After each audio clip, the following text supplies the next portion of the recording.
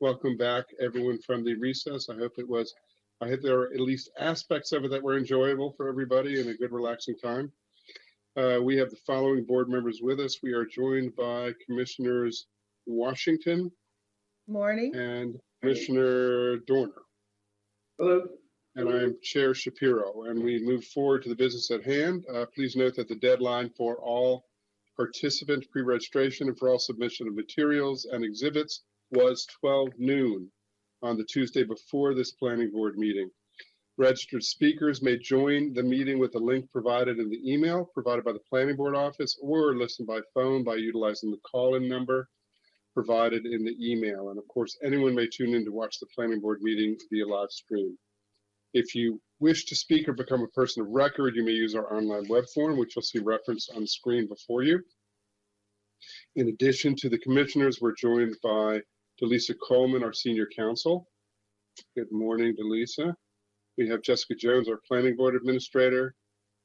Joe and Rhonda, our technical hearing writers. Rhonda Ford and Joe Parsons are joining us, and James Hunt, division chief with the development review. James is not with us today, is he? So we have Derek Berlage, and we have Jeremy Provo, who's going to be with us as well. Jeremy, good to see you. We're also joined by our staff members, Kenneth Flanagan and Ryan Crown, who are going to be helping us with technology behind the scenes, ably as always. Commissioners, the order, and for the public, the order of cases is going to be as advertised on the agenda. We're not going to divert from that order. And I would start with item 2, and I would look for a motion to approve the draft minutes of July 27, 2023. Move approval, Mr. Chairman. Second. Got a motion by Commissioner Washington, a second by Commissioner Dorner. Discussion on the motion. Seeing no discussion, I will call the roll. Commissioner Washington. I vote aye. Commissioner Dorner. Vote aye. I vote aye as well. The ayes have it, 3-0. Next, item 3A, supplemental legislation. I'm going to turn to Ms. Hightower, who will talk us through these items. There's a number of them. I believe we had somebody sign up to speak, but I don't think that's going to be happening. And let me turn to you, Ms. Hightower. Good morning, Chairman, members of the Planning Board. Welcome back from your August recess. Today, I want to discuss CR 67, 2023, CR 68, 2023, and CB 69, 2023. Can you hear me? We can hear you fine. Oh, great. I apologize for asking you. I got a message saying couldn't hear me. CR 67 revises the 2017 Urban Street Design Standards and incorporates the changes into the 2023 Urban Street Design Standards. The resolution updates the design of new and retrofit streets within the Plan 2035 designated regional transit districts and local centers. The resolution also directs DPW&T to develop a 10-year plan by 2025 to bring the streets into compliance with the updated urban street design regulations. This resolution and its companion legislation advances the vision, goals, and recommendations of Plan 2035 strategies to create pedestrian and bicycle-friendly environments in our transit districts and local centers. Staff does believe that additional collaboration on these urban street design standards is needed between DPW&T, DPI, and other stakeholders. Staff did have some amendments that we would like to see added to the resolution if it moves forward. Require DPW&T. Ms. Hightower, hold on 1 second. We're hearing that echo as well. I think we took care of it. You can keep going. Okay, require DPW&T to coordinate with planning staff on the master plan of transportation. We also wanted 3 additional be it further resolved clauses added to the legislation, which would require an interagency work group to encourage the State Highway Administration and municipalities to design streets within regional transit districts and local centers to meet the standards whenever possible. Also, staff had some amendments to the attached urban street design standards themselves that are outlined in our staff report to the planning board. And we would like to transmit all of those amendments to the district council if permitted. We also revised the summary of urban streets chart and would like to also transmit that to the district council. Staff recommends that the planning board vote to support CR 67 2023 with amendments. Thank you, Ms. Hightower. And commissioners, let me just say there's been so much staff work that's gone into this. It's really impressive. And I think that what Councilmember Olson has been doing with this is a real game changer. I think it's going to help the county a lot. And also with the work in the community, there's all sorts of community organizations. I hate to name names, but folks like the Coalition for Smarter Growth who's been involved in this. And it's just been a lot of really important and impressive work. So I'm excited to be supporting this as well. But I will look for any questions that you all have for Ms. Hightower or a discussion on this item before we move forward. I don't have any additional things on like details around this. I reiterate kind of your comments and align myself with that because it's great to see these standards come in place. One of the things that I've been frustrated about when people talk about walkable environments is that we don't have access to everything. And I just ran into an issue yesterday with a development that's going around that SHA touts that they are doing walkable environments and they have all these nice things that they're doing across the state. But they don't actually put their money behind their words and everything they can do. Specifically, like having environments where we can have public access to restrooms along walkable trails and water fountains or refilling stations. They basically denied a request that we were trying to work with I was trying to work sort of behind the scenes with a couple local municipalities to put this in place when they literally have things in the ground and are digging up the roadway and dealing with water access issues. This would be a prime time for them to put this in while they're doing the construction before they actually finalize the complete streets because they missed that detail when they were designing the project. Instead, they basically just said, no, we can do it in other projects. So it's great to see this happening at a county level when the county is actually putting action in behind their words and actually doing it as we should. And I hope that we can get state agencies like SHA to work with us a little bit better and to actually help the municipalities instead of just following the bureaucratic lines that they've drawn in the sand. Because if we really want this to work, we need to have people thinking outside the box and being a little bit flexible. The lack of flexibility is frustrating to see, particularly when we're trying to push the state forward. And there's not that many places across the state that can actually implement this in grand form. The DC kind of greater area and the Baltimore greater area are the two places where a lot of this really makes sense. So hopefully as we start to implement this, we can get SHA to actually become more of a partner rather than just a bureaucratic kind of sign off in the process. I know those are kind of strong statements, but I feel very strongly about this. Like if it's gonna work, they gotta come to the table and actually try and help with this stuff and actually do what they're trying to say. They just had a press release about this yesterday or the day before. And I'm looking for them actually to do what they're trying to say publicly instead of just saying nice things and not actually putting it into action. I appreciate the thoughtful words and the strong advocacy and also your leadership on issues like this overall. So Commissioner Dorner, thank you very much. And I would associate myself with your remarks as well. Commissioner Washington? No comments, just great job to the staff. All right, thank you. All right, so I would look for a motion to approve staff's recommendations to support with amendments on CR 67, CR 68, and CB 69. Move approval, Mr. Chairman. Second. You taking all three at the same time or just Take 67? all three at the same time. For this, we'll take all three at the same time. Okay. So we've got a motion by Commissioner Washington, a second by Commissioner Dorner to move approval to approve staff recommendation to support with amendments for CR 67, CR 68, CB 69. Any discussion on the motion? No discussion. I will call the roll.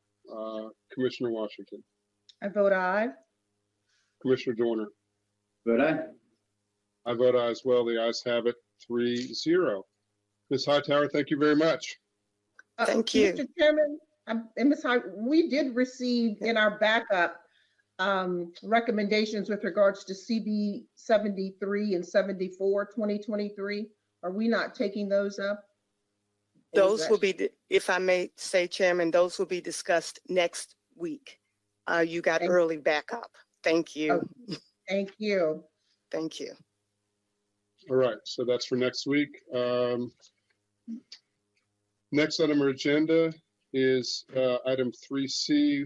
This is a work session adoption for a minor plan amendment to 2014 approved Southern Green Line Station Area Sector Plan and Sectional Map Amendment. We have Mr. Calamasi, who will be giving the staff presentation on this item. Are you with us? I saw him earlier. Michael, you around? Here? Can't hear you. No, sorry, we can't hear you. Give me a thumbs up if you want a few minutes and we can come back to you. Okay, all right. So commissioners, we'll come back to this on this item because as they work through their technical issues, that may be the same with item 3D. Lindsay and Sarah, are you there? Hi there, I'm here. Can you hear me? Yes, there we go. Great. Okay. Give me just Okay, one moment. folks, take it away. Let me just, for the record, this is item 3D, Community Planning Division, minor amendment to 2006 approved master plan for the Henson Creek South Potomac planning area and proposed sectional map amendment. And we have a staff presentation, and take it away. Great. Thank you. Give me just one moment to pull up my screen. I think I need to be made presenter now. All right, I think we have staff on our side who can help with this.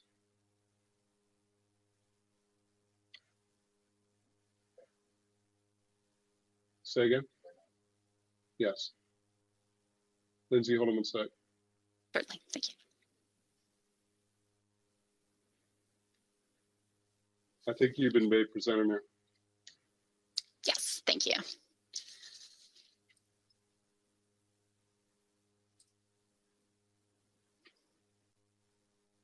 And Perfect. is great, fantastic, thank you. Good morning, Chair Shapiro and members of the Planning Board. Thank you for having me this morning. We're here today to hold a work session on the proposed Henson Creek South Potomac Minor Master Plan Amendment and Concurrent Sectional Map Amendment. For the record, my name is Lindsay Kluart with the Prince George's County Planning Department, Community Planning Division, and I'm the project manager for the Minor Master Plan Amendment and SMA. I'm joined today by Sarah Benton, Supervisor of the Community Planning Division's Long Range Planning Section, and Tony Feltz, Community Planning Division Chief. Today, I'll walk through an overview of the testimony provided and the major themes emerging from the testimony, then review our recommended changes to both the minor plan amendment and the sectional map amendment, give an overview of our non-conforming use analysis, briefly discuss an additional errata sheet change and our staff report for the minor amendment, then finally provide an overview of action items from today's work session, as well as review the project timeline. A total of 8 speakers registered to provide oral testimony at the June 13th joint public hearing, with 6 present to provide testimony. There is a total of 26 pages of transcribed testimony from the joint public hearing, and 9 pieces of written testimony were received before the record closed on June 28th. Based on the testimony received, we saw 4 major themes emerge. Perhaps most notable is opposition to the proposed future land use and zoning for 2112 Brinkley Road. We had 4 speakers and 6 pieces of testimony submitted in opposition to the minor plan amendment and sectional map amendment recommendations for this property. We also had one piece of testimony opposed to the proposed changes to zoning and future land use for all 4 Livingston Road parcels included in the minor plan amendment and sectional map amendment, while one supported further upzoning to the parcel owned by Adventist Healthcare. We will discuss both of these further in the presentation. We also had 2 speakers and 2 pieces of testimony supporting the proposed changes to future land use and zoning at the Adventist Healthcare owned property at 7707 KDOT Road. Changes that would allow for the development of a healthcare facility that would be in line with Plan Prince George's 2035 Healthy Communities Policy 4, improve access to health services and programs. Finally, we had one piece of testimony opposing the change of land use and the removal of the mixed use area designation at the Rosecroft mixed use area. We wanted to highlight this here because although staff did not recommend making changes to the minor amendments due to this testimony, it does represent a significant change to the master plan.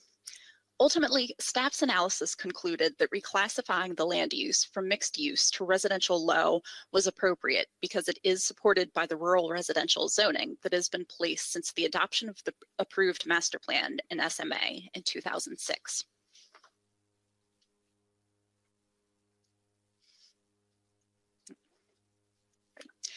In the next 3 slides, we'll review staff's recommended changes to the minor plan amendment and sectional map amendment based on the analysis of testimony.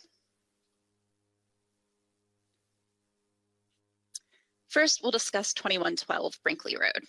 The proposed minor plan amendment and sectional map amendment recommended reclassifying the future land use as residential low and zoning as RR, respectively, from the current residential medium future land use and split CGO RMF 12 zoning. Staff received testimony from the property owners, their representatives, and the contract purchaser opposing these recommendations. Upon analysis of testimony, staff agrees that the current future land use and zoning are most appropriate for this property. This property is both adjacent and proximate to the denser mix of uses that line the north side of Brinkley Road. Further, staff does not believe the single-family homes with a minimum of 1/2 acre lot size permitted in RR would be appropriate for this location. Our recommendation is that 2112 Brinkley Road's existing future land use of residential medium and existing split CGO RMF 12 zoning remain. Next, we'll discuss the Adventist Healthcare owned property on Livingston Road. The proposed minor plan amendment and sectional map amendment recommended reclassifying the future land use as commercial institutional and zoning as CN, respectively, from the current residential low future land use and RR zoning. The property's representative submitted a supplement to their zoning request form, requesting that the property be further upzoned to CGO because a hospital is not a permitted use in the CN zone, and Maryland case law has established that accessing a use on a property via another property with zoning where that use is not allowed is not permitted. After analysis, staff agrees with this reasoning and recommends the parcel be rezoned to CGO in the SMA. However, staff also recommends that the parcel retain its existing residential low future land use and that minor amendment 5 is further refined so that other uses that may be allowable in CGO are discouraged here.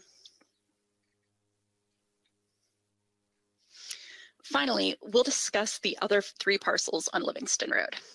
Like the Adventist Healthcare owned property, the proposed minor plan amendment and sectional map amendment recommended reclassifying the future land use as commercial institutional and zoning as CN, respectively, from the current residential low future land use and RR zoning.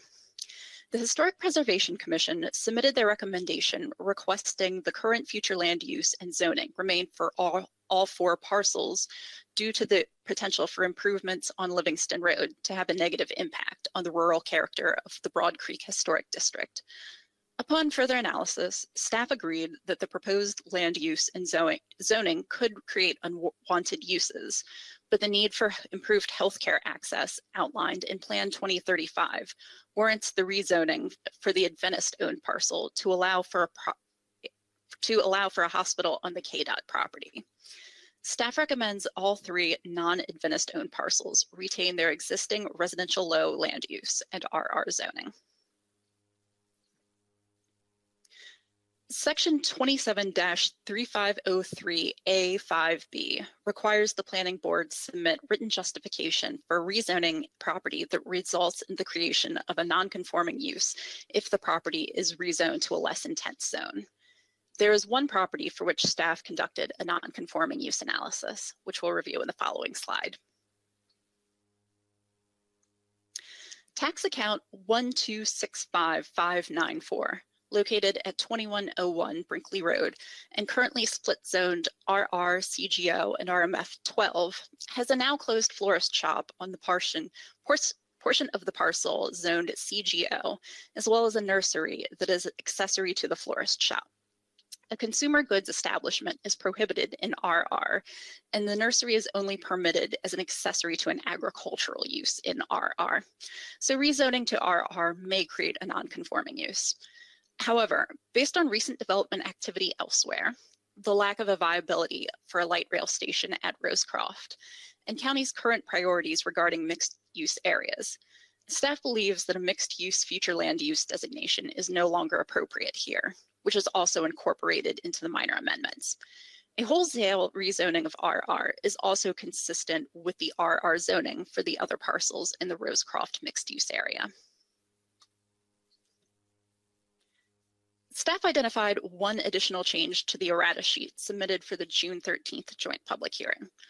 On page 21 of the current approved master plan, there is additional text pertaining to the future development of the Rosecroft mixed-use area, indicated in the black boxes at right, that staff recommends deleting.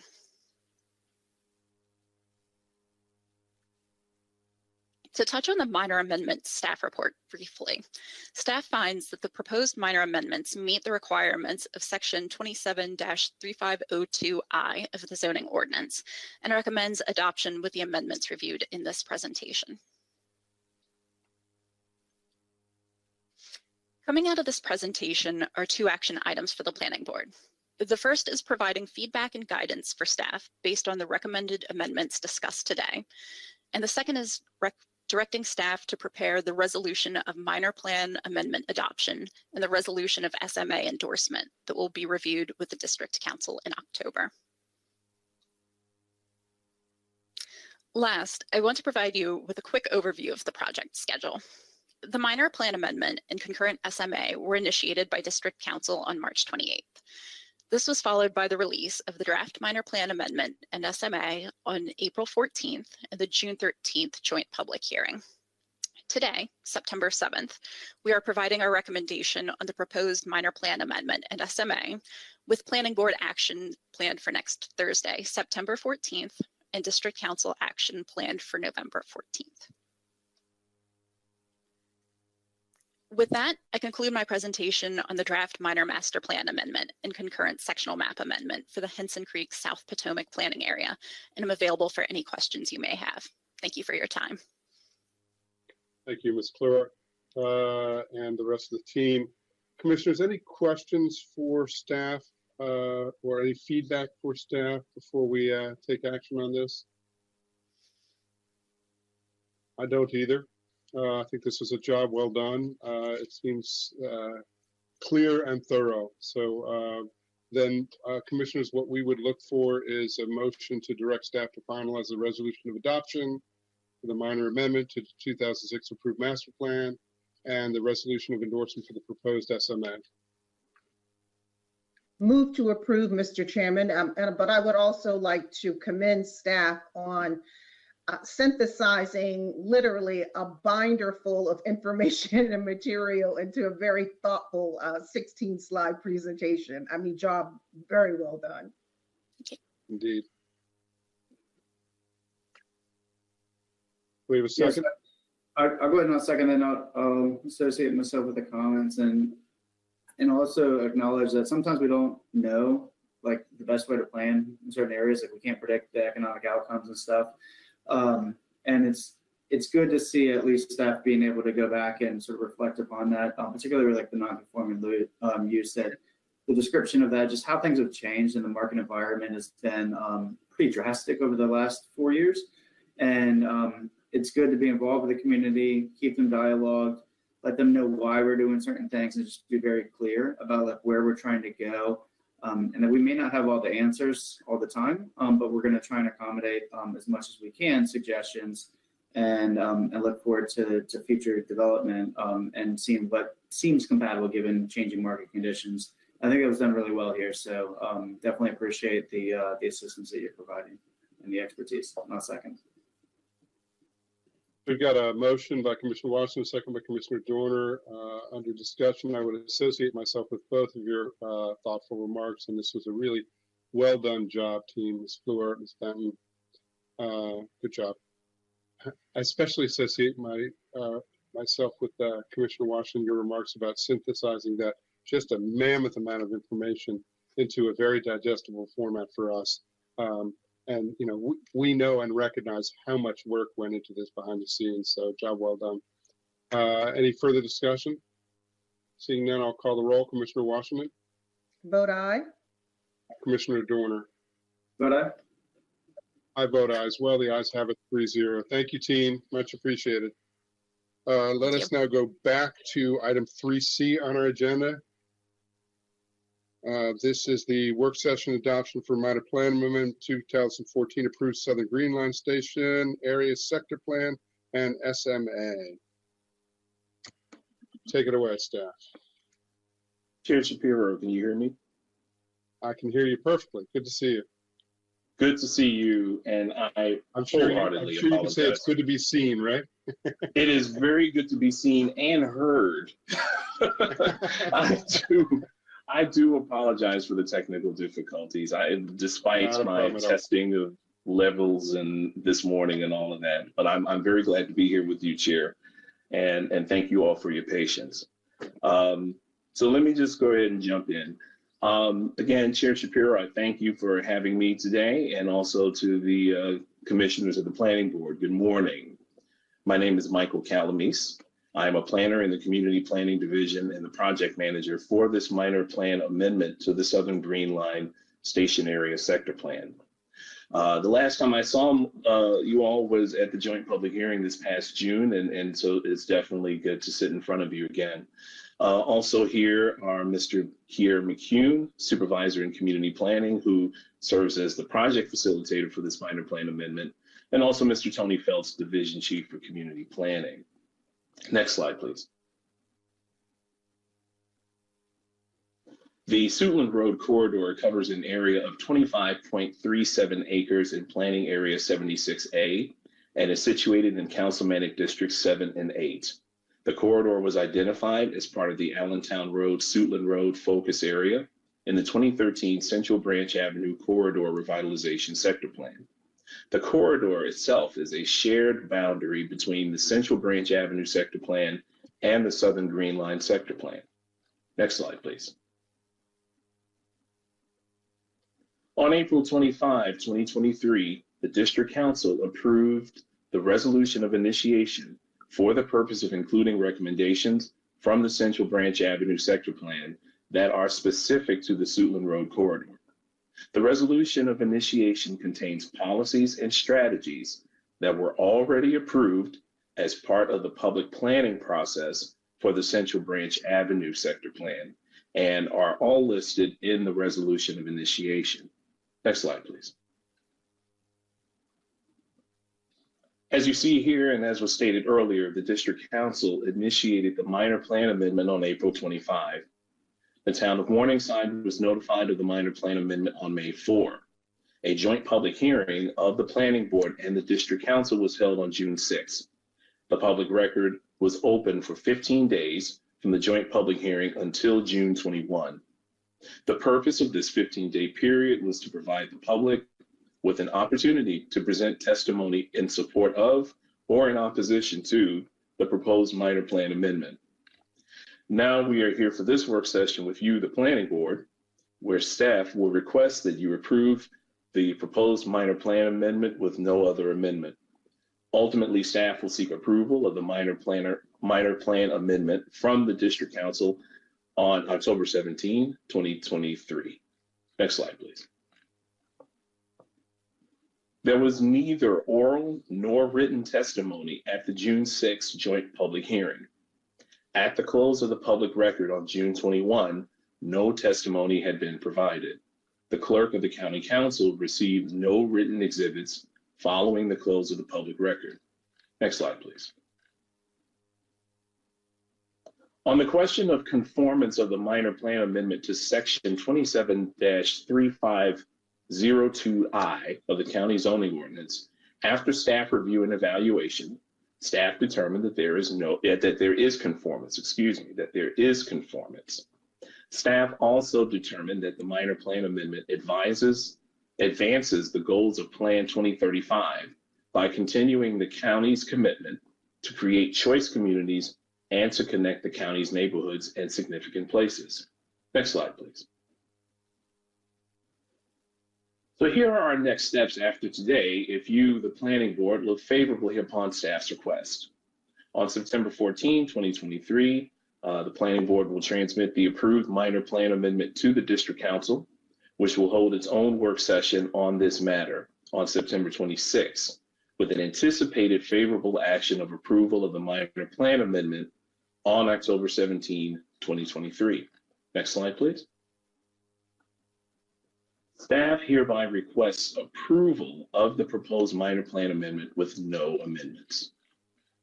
Next slide, please. I look forward to the action you will be taking on the proposed minor plan amendment, and I thank you for your attention. Thank you, Mr. Calamise. Job well done. Commissioners, any questions for staff on this item? No questions. I would look for a motion. Move to approve, Mr. Chairman. Second. We've got a motion to adopt the minor plan amendment to 2014 approved Southern Green Line Stationary Sector Plan and Sector Map Amendment. Motion by Commissioner Washington, second by Commissioner Dorner. Any discussion on the motion? No discussion. I will call the roll. Commissioner Washington. Vote aye. Commissioner Dorner. Vote aye. I vote aye as well. The ayes have it 3-0. Thank you very much, team. Job well done. Thank you, Chair. And thank you, commissioners. Next, we have our consent agenda. Is there anyone here who wishes to oppose staff's recommendations on item 4A, B, and D? Or any board member who wishes to discuss any of these items? If not, I would look for a motion. After consideration of the record for items 4A, B, and D, I move adoption of the staff findings and approval of the items on the consent agenda in accordance with the recommendation of staff. Second. Got a motion by Commissioner Washington, a second by Commissioner Dorner. Discussion? No discussion. I will call the roll. Commissioner Washington. And vote aye. Commissioner Dorner. Vote aye. I vote aye as well. The ayes have it 3-0. And we are now on to our regular agenda items. First item on our agenda is item 5, Comprehensive Design Plan CDP 22002 Dobson Farms. We have Mr. Tedesco, who is representing the applicant. And we have Ms. Lockhart, who's going to give the staff presentation. I believe there's going to be a request for continuance on this. I'll turn to Ms. Lockhart. Good morning. Doing a sound check? Yeah, we can hear you fine. Thanks for checking. Okay, great. Thank you. Good morning, Mr. Chair and members of the Planning Board. For the record, I am Dominique Lockhart with the zoning section. Item number 5 on the agenda is Comprehensive Design Plan CDP-22002, titled Dobson Farms, which proposes a residential development with a mix of housing types. The applicant for this case has requested a 1-week continuance to the September 14th Planning Board hearing date to allow the applicant and staff to review revised findings and conditions related to the density and housing types proposed. The applicant's continuance memo has also requested an extension of the 70-day action period to October 20th. The applicant is here and is able to answer any questions if needed. Staff recommends approval of this continuance. Thank you. Thank you, Ms. Lockhart. Mr. Tedesco, anything you want to add? Just good morning, Mr. Chairman and members of the commission. Welcome back. I hope everyone had a good August recess. We have been diligently working on many of these cases that you're hearing today, and I just want to preemptively thank staff for its review of this application. I agree with Ms. Lockhart's analysis as provided in our letter. We are finalizing everything that's needed, and we plan to bring this back before you next week. Nicely bundled is our goal. So with that, we appreciate hopefully your approval of a 1-week continuance to give us that time to continue to work with your staff, and we look forward to presenting this case to you next week. All right, thank you, Mr. Tedesco. Commissioners, any questions for either staff or for Ms. Lockhart or Mr. Tedesco? If not, I would look for a motion for the continuance. Mr. Chairman, I move that we accept the recommendation of staff and approve the continuance of CDP-22002 to Planning Board hearing date of September 14th. Second. Got a motion by Commissioner Washington, second by Commissioner Joyner. Discussion? No discussion. I'll call the roll. Commissioner Washington. Vote aye. Commissioner Joyner. Vote aye. I vote aye as well. The ayes have it 3-0. Thank you both. We'll see you next week. Thank you very much. Have a nice day. You too. Next on our agenda is item 6. This is preliminary plan of subdivision 4-22015 Strickland Funeral Home. We have Mr. Farrar, who will be representing the applicants. We have Mr. Diaz-Campbell, who will be giving the staff presentation. We may have folks signed up to speak. I believe we do. Let me just say that the Planning Board will be conducting an evidentiary hearing in this case. So that requires those intending to provide testimony to take an oath. At this time, is there anybody who is intending to provide testimony? If so, if you could come on screen, ideally, so I can see you. And Mr. Farrar, this doesn't apply to you. But if there's others who are going to be speaking, if you could raise your right hand. Thank you. Do you solemnly swear or affirm that your testimony will be the whole truth and nothing but the truth? I do. Okay, great. Thank you. I'll consider yourself sworn in. We may not be hearing from folks, but out of an abundance of caution, we'll follow this procedure. So with that, let me turn to staff. Mr. Diaz-Campbell, take it away. Good morning, Mr. Chairman. Can you hear me? Yes, we can hear you fine. Thanks. All right, great. Yes, so good morning, Mr. Chairman and members of the board. For the record, I am Eddie Diaz-Campbell, Planner 3 with the subdivision section. Item number 6 on the agenda is the preliminary plan of subdivision for Strickland Funeral Home, 4-22015. The subject project proposes one parcel for 20,796 square feet of commercial development.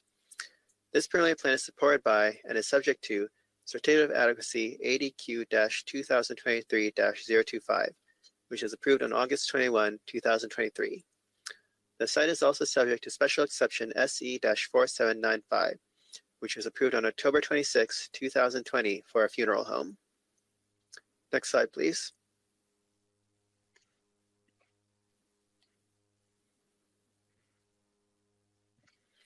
The site is located in the northeastern part of Prince George's County, within Planning Area 73 and Council District 5. Next slide, please. More specifically, the site is located on the west side of Maryland 193, approximately 615 feet south of its intersection with US 50. The site is also in the southwest corner of the intersection of Maryland 193 and Belvedere Road. Next slide, please.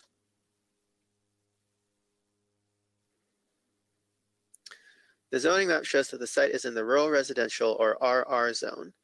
The site is surrounded to the north, west, and south by other properties in the RR zone. East across Maryland 193 from the site are properties in the agricultural residential zone. The property zoning notwithstanding, this preliminary plan subdivision was accepted for review under the prior zoning ordinance and subdivision regulations, which were effective prior to April 1st, 2022, as allowed by Section 24-1900 of the subdivision regulations. Under the prior zoning ordinance, this site was in the prior version of the RR zone. This preliminary plan of subdivision was evaluated according to the standards of that zone. Next slide, please.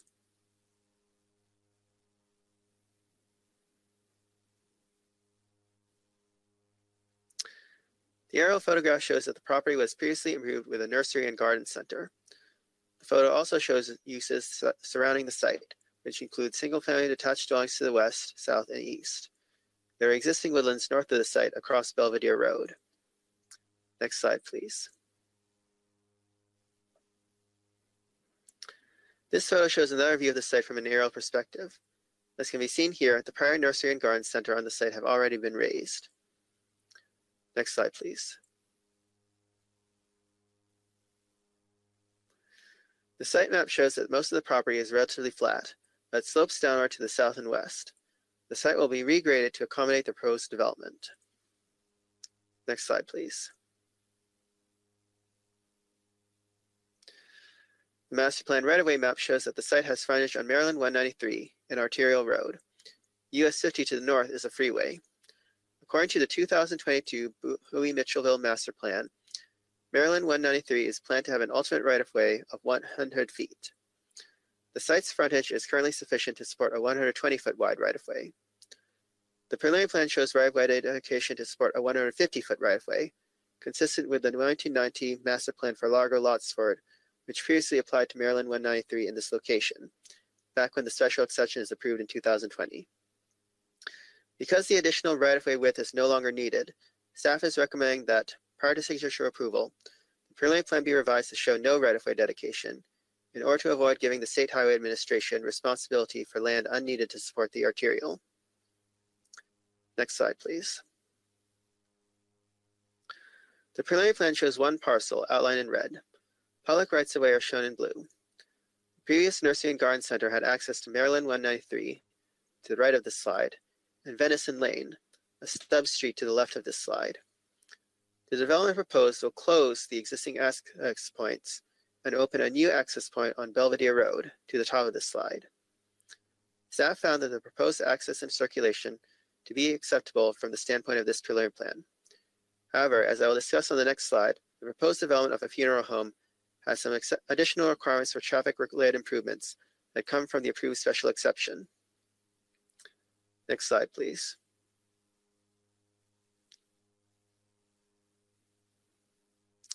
This slide shows the site layout for the funeral home, which is approved under SC-4795. The property boundary is shown in red, rights-of-way are in blue, buildings are in yellow, and landscape buffers required by the landscape manual are shown in green. Section 27-257 of the zoning ordinance includes specific findings which must be met in order for a funeral home to be approved as a special exception. These findings were not evaluated with the subject preliminary plan, but rather were found to be met during the review and approval of the special exception application in 2020. I will discuss them today, however, since they remain ongoing issues of concern for the community. Specifically, according to Section 27-357, a funeral home must not create undue traffic congestion, must not depreciate the value of neighboring properties, and must not adversely affect the character of neighboring properties. With regard to traffic congestion, a traffic study was originally completed with SC-4795. The special exception required, as a condition of approval, that an updated traffic study be submitted with the preliminary plan to include additional background developments, as well as study weekday midday peak hour and Saturday peak hour traffic, in addition to typical weekday AM and PM peak hour traffic. The updated traffic study was evaluated with the approved certificate of adequacy for this preliminary plan, and staff found that all critical intersections will continue to operate at an acceptable level of service. Staff therefore found that traffic adequacy for the site would be met. This finding notwithstanding, the special exception contains further conditions intended to limit traffic within the adjoining neighborhood and ensure that congestion on neighborhood streets does not occur. The approval required signage along the property's Maryland 193 frontage to direct patrons of the funeral home to the driveway accessing Belvedere Road. The approval also required that the applicant widen the Belvedere Road approach to Maryland 193 to allow for exclusive right and left turn lanes, specifically as a means of reducing congestion adjacent to the site of Maryland 193 and Belvedere Road during events held at the funeral home. These improvements will be required to be met at the time of permitting. For the above reasons, it was found during the approval of the special exception that the funeral home would not cause undue traffic congestion. The applicant has further advised staff that funerals will generally be held between 10 a.m. and 3 p.m. in order to take advantage of light traffic volumes occurring off of peak hour periods. With regard to the value of neighboring properties, the special exception found that the funeral home would not result in any depreciation. The applicant at the time provided a real estate appraisal report which concluded there would be no depreciation, and staff agreed with the conclusions of the report. The report cited several design and operation considerations in reaching its conclusion, including setbacks in excess of those required by the code, a wide plant and tree buffer around the perimeter of the property, residential-like building design, and limited operational hours. These considerations are also cited by the special exception in finding that the use would not adversely affect the character of neighboring properties. As stated previously, these findings were made with a special exception, and nothing further is required at the time of this preliminary plan to ensure conformance. Next slide, please. In conclusion, subdivision staff recommends that the planning board adopt the findings and approve preliminary plan session 4-22015, Strickland Funeral Home, subject to conditions contained in the staff report. This concludes staff's presentation. Thank you, Mr. Diaz-Campbell. We'll hear from the applicant, but commissioners, any questions for staff before we hear from the applicant? No questions. Mr. Farrar, introduce yourself and the floor is yours. Yes. Good morning, Mr. Chairman. For the record, my name is Bradley Farrar with the law offices of Shipley and Horn in Largo, Maryland. Here on behalf of the applicant, Strickland Funeral Home, with me today is the applicant, Mr. Eric Strickland, and Ms. Sierra Wright. We also have with us Barry Kaysen with Atwell, Osborne George with OR George, our traffic engineer, and John Ferrante, land planner in the office of Shipley and Horn. Mr. Chair, it has been a truly my joy and my honor to work with your fine staff with regard to this preliminary plan. They were very gracious in working with us. They were certainly extremely professional. They took on all the issues. They provided us with all the information, all their questions. We've answered all their questions, I believe. We are in agreement with the staff recommendations that are contained in the report, and we stand open to answer any questions that you or the other members of the commission may have.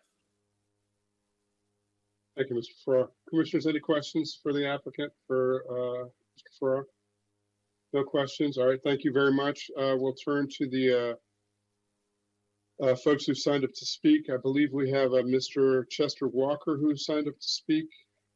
Mr. Walker, are you online? Are you intending to speak? Yes, sir, I am online. Good morning. Good morning. Before you speak, this is an evidentiary hearing, and I don't know if you were sworn in. So if you were not sworn in, let me swear you in right now, okay? Okay. Great. Do you solemnly swear or affirm that your testimony will be the whole truth and nothing but the truth?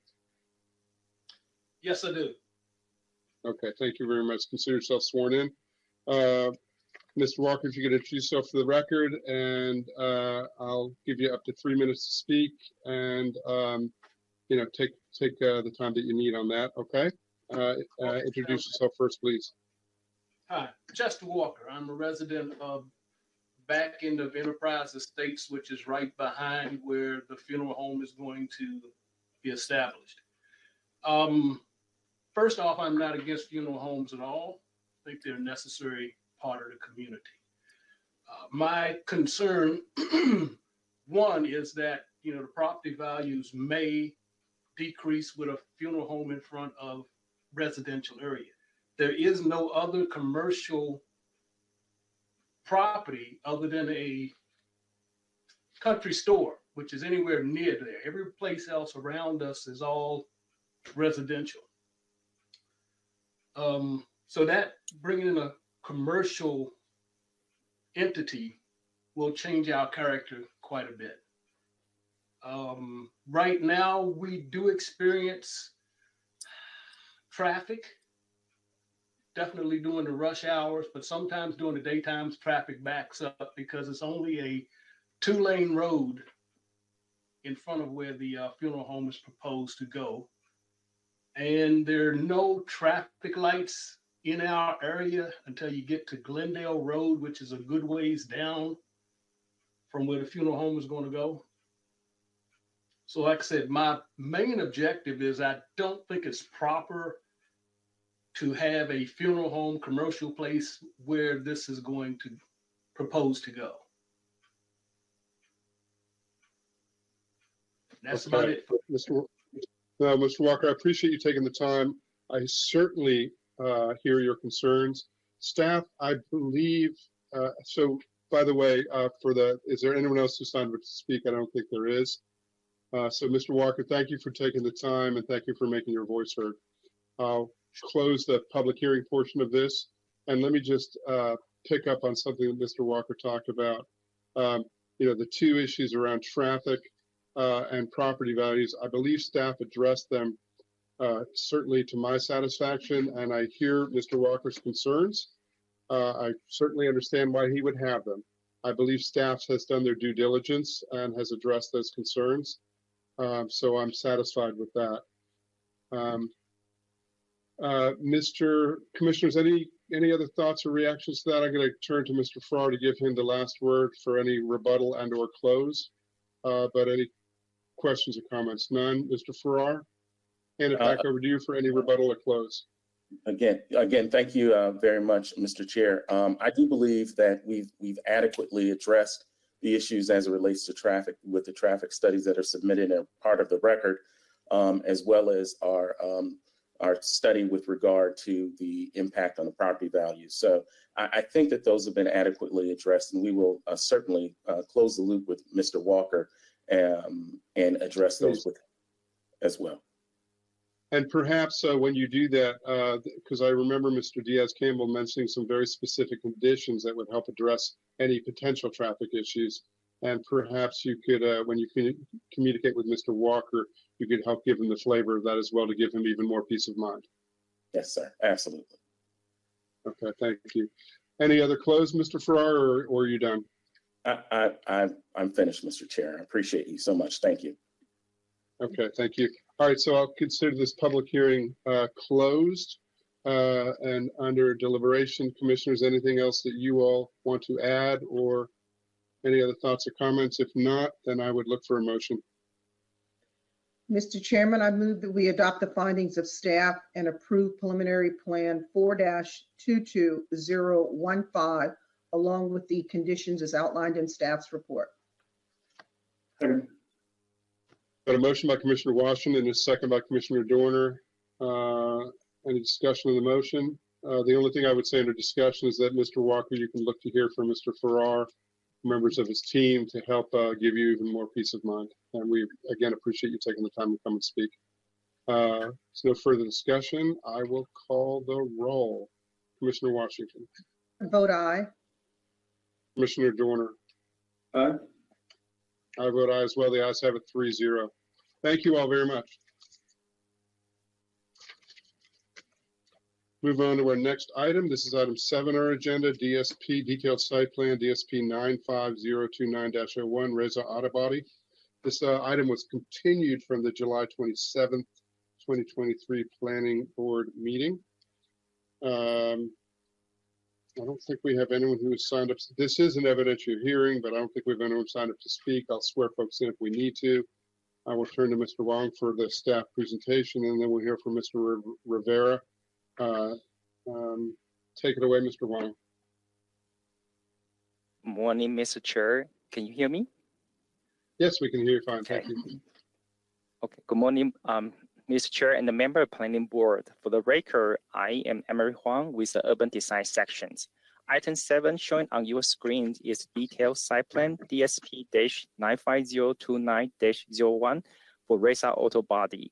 The applicant proposes to add the land area of Parcel A previously adjoining lots 1 to 3 to the site plan for use as a vehicle storage yard, as well as to delete conditions 1A and 6 contained in a detailed site plan DSP-95029.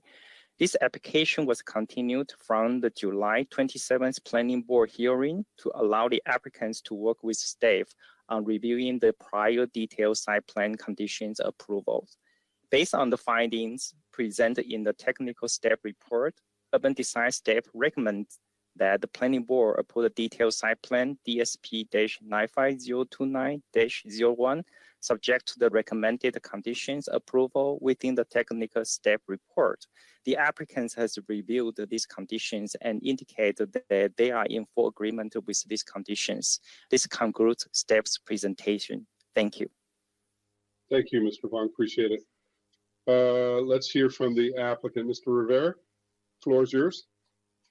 Thank you very much. Good morning, Mr. Chair, members of the board. We all had a good August recess, but that's over quickly. Thank you, Mr. Vaughn, for your report. As you just stated, we are in agreement with the conditions of approval and also with the findings for that recommendation of approval. We don't have anything to add, Mr. Chair, members of the board and staff. We just appreciate your time in this review and that the applicant can continue to move forward and consolidate his business as indicated. Thank you very much. Thank you, Mr. Rivera. Commissioners, any questions for either staff or the applicant? Seeing none, we have nobody signed up to speak on this issue. So I will close the public hearing for this and turn to you all, commissioners, for a motion unless you have any questions or comments. Mr. Chairman, I move that we adopt the findings of staff and approve DSP-95029-01, along with the conditions as outlined in staff's report. Second, and I'll add that I appreciate Mr. Rivera's buzz killer on our vacation there. Came out the gates on our vacation. It was over. We're still vacationing in our mind. How about that? There we go. I'll take what I can get. We've got a motion by Commissioner Washington and a second by Commissioner Dorner. Any discussion on the motion? Seeing none, I will call the roll. Commissioner Washington. Vote aye. Commissioner Dorner. Vote aye. I vote aye as well. The ayes have it 3-0. Thank you, Mr. Wong. Thank you, Mr. Rivera. Thank you all. Sure. Before we go to item number 8, commissioners, I would ask that we take a short break. What time is it? 11:03. Let's come back at 11:10, okay?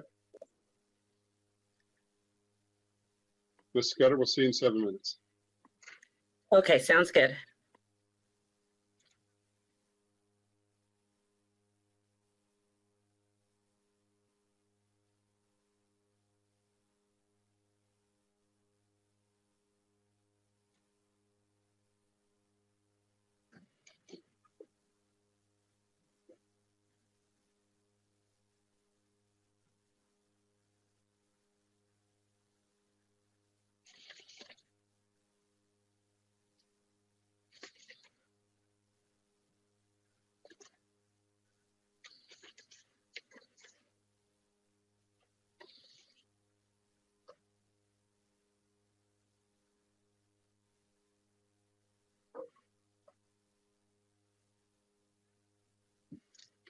Okay, we are back from a brief break.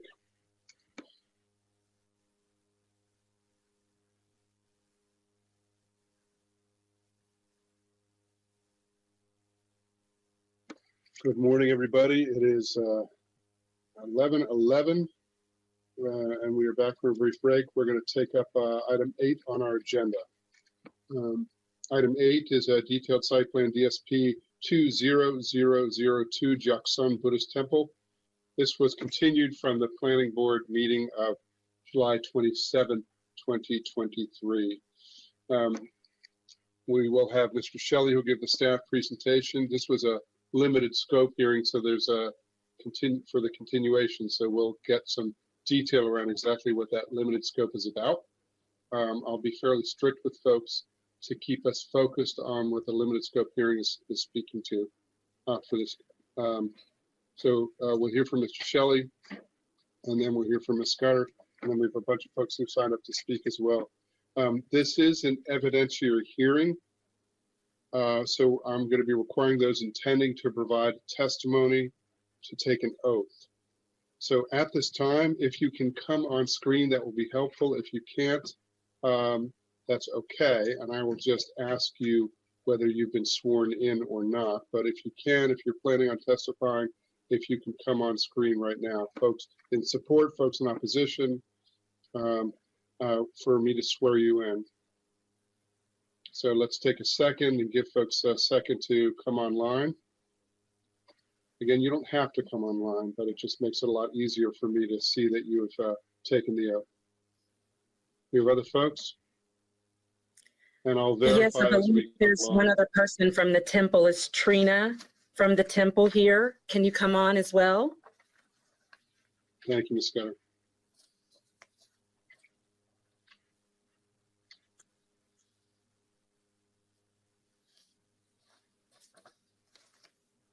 And Ms. Scudder, if she is going to be speaking, we can swear her in at the time that she comes on. So this is not the only opportunity. Okay. Okay, so for those who are here, do you solemnly, please raise your right hand. Do you solemnly swear or affirm that your testimony will be the whole truth and nothing but the truth? Yes, I do. I do. Okay, great. Thank you all. Consider yourselves sworn in. Again, as folks come up to speak, I'll verify that you've been sworn in. If you haven't, we'll swear you in at that time. Thank you all very much. And so now we will turn to Mr. Shelley, who will give a staff presentation. I will also enlist the assistance of our senior counsel, Delisa Coleman, to help support me and staff to make sure that we are staying true to the content and context of this hearing. So Ms. Coleman, as always, not that you need me to authorize you, but as always, feel authorized to step in at any time.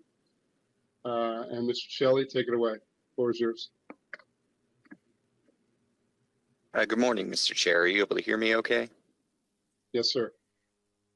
All right, great. And I hope everyone had a wonderful break as well. For the record, my name is Andrew Shelley with the Urban Design section.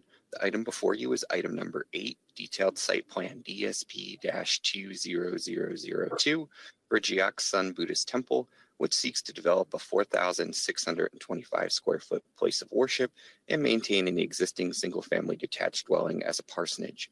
On June 22nd, 2023, the Prince George's County Planning Board held a public hearing for Detailed Site Plan DSP-20002 Jiaksun Buddhist Temple. The Planning Board voted to continue the public hearing until July 27, 2023 for the limited purpose of obtaining more information about a proposed metal carport shown on the applicant's rendered site plan.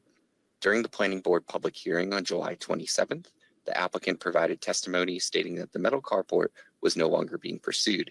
The applicant then requested and the Planning Board voted to continue the public hearing until September 7, 2023 for the limited purpose of obtaining additional information regarding the Buddha statue, site landscaping, and site fencing. Prior to today's public hearing, staff received numerous exhibits from the applicant. These exhibits include a letter to the chairman discussing the importance of the Buddha statue to the Buddhist faith, proposed illustrative renderings of the subject property, a letter from the applicant's attorney to staff concerning condition 1X in the staff report, which states the Buddha statue must conform with the accessory building height standards of the rural residential or parentheses R-R parentheses zone of the prior zoning ordinance, a proposed revised condition 1X from the applicant, and case law examples that are discussed in the letter from the applicant's attorney to staff. Staff disagree with the applicant's proposed revision to condition 1X. Staff finds that the subject property's location in the R-R zone necessitates a regulation of the height of the Buddha statue to 15 feet. An analysis of the applicable regulations can be found on pages 5 through 7 of the technical staff report. The staff report notes that the Buddha statue is considered an accessory structure, which is permitted by the prior zoning ordinance in the R-R zone. However, there are no guidelines in the prior zoning ordinance governing the height of accessory structures. Staff presumed that the Prince George's County District Council did not intend for the height of accessory structures to be unlimited. Staff then determined that the most appropriate maximum height for an accessory structure is equal to the maximum prohibited height of an accessory building, which in the R-R zone is 15 feet. This determination maintains the scale and character of the one-family detached residential dwelling units that create the neighborhood surrounding the subject property. Permitting a statue height greater than 15 feet would not be compatible with the surrounding neighborhood, nor be consistent with the prior zoning ordinance. The applicant provided landscaping and fencing that was identical to the original submission. Staff found that the landscaping and fencing were both sufficient, but added a new condition, condition 1W parentheses 5 parentheses, that requires the applicant to update the landscape plan and associated planning schedules to substitute 2 provided ornamental trees screening the property to the north from the Buddha statue with 2 evergreen trees. Staff also examined the illustrative renderings provided, which are shown on pages 11 through 14 of the additional backup published September 6, 2023, and found that they include additional structures that are not part of this detailed site plan approval. These additional structures will require a separate approval process and are not being considered with this application. A survey of 9807 Snowden Road, known as Lot 1, was submitted as an opposition exhibit to staff. It is shown on page 137 of the additional backup published on September 6, 2023. This survey is signed and sealed by a qualified professional and shows an approximate 2-foot discrepancy on 2 boundary lines from the survey submitted by the applicant's qualified professional. Staff found that the discrepancy does not cause any structure to be in violation of the setback requirements associated with the prior zoning ordinance. Additionally, staff would note that all improvements made on property not owned by the applicant are shown to be removed with this application. Lastly, as a matter of housekeeping, staff note that condition 1X should be revised on the record as follows, and I quote, revise the Buddha statue height to not exceed the requirements associated with section 27-442 parenthesis I parenthesis of the prior Prince George's County zoning ordinance for properties in the rural residential or parenthesis capital R-R parenthesis zone. This would conclude staff's presentation. Thank you. Thank you, Mr. Shelley. Commissioners, any questions for staff before we hear from the applicant?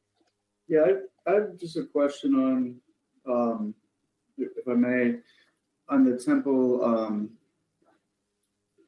what is it called? We're determining as an accessory structure in terms of the statue that's being built. And I just want to know a little bit more. I know you've outlined it in the staff report in terms of how the zoning code defines accessory structure and why you think that, even though it's somewhat vague, that the statute would fall under that particular definition. Are there instances of other statutes? Because this is kind of different, right? This is it's not a structure that's being used, that's being lived in, being stored in, or anything like that. It is maybe a structure, but I'm wondering how we fit statutes into that definition. If there's other statutes that are fitted into that definition throughout the county and other maybe like zones. And then whether or not, like if we're thinking about like a cell phone tower or something else that might be in like a rural area, do we use the same kind of classification for that? Because I'm wondering on this, like, does it actually fit under this accessory structure definition, or are we just trying to look for something that seems reasonable and put it in there?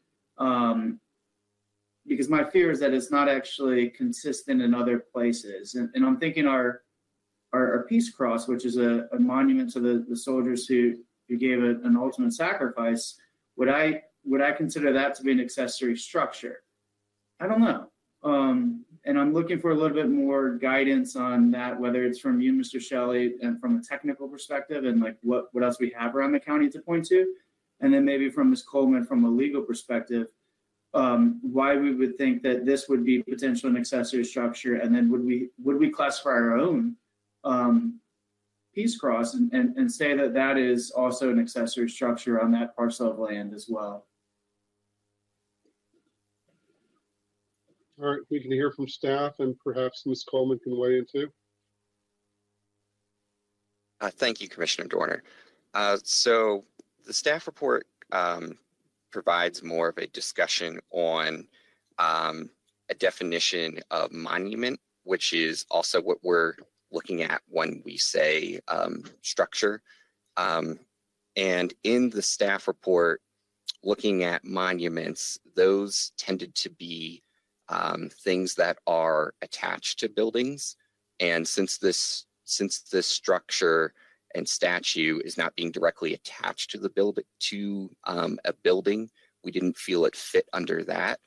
And I would also note for the the Peace Cross that was brought up, that is on county-owned land, so that doesn't necessarily require conformance to the zoning ordinance based on the property owner. Commissioner Hurlbut, you Dorner, wanna- I'll jump in here as well. So if you look to the zoning ordinance, the prior zoning ordinance, structure has its definition, which is anything that's built or constructed. So a structure could be a statue, a structure could be an arbor, a structure could be a building. In this instance, it happens to be the proposed statue. And accessory, of course, is something that is subservient to the primary structure or building, in this case, with the temple being the primary building. In talking about the Peace Cross, Mr. Shelley is right in that it is on commission property. We deem it a structure, we deem it a monument, but also when we talk about that case, which also is something that Ms. Scudder attached and mentioned, that case was not a zoning case. That case was an Establishment Clause case, which dealt with the appropriateness of a religious emblem on government-owned property and maintained with government-owned product, money and funds. So there's not a direct correlation between the Peace Cross that is there and the proposed Buddha statue here.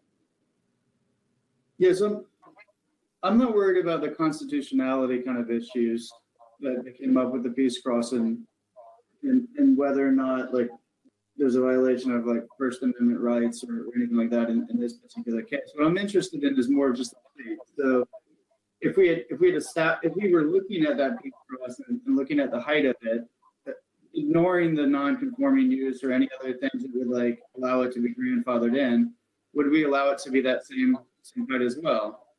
Because what I'm not understanding is if we have this statute that is potentially interior to the primary structure and not visible from the outside, would we think that it's appropriate then to allow it to be higher than that 15 feet? And if not, like, what is the sort of like damage that's being made by having it more than 15 feet? Like if the primary structure is higher than the 15 feet and you still can't see it, what damage is it?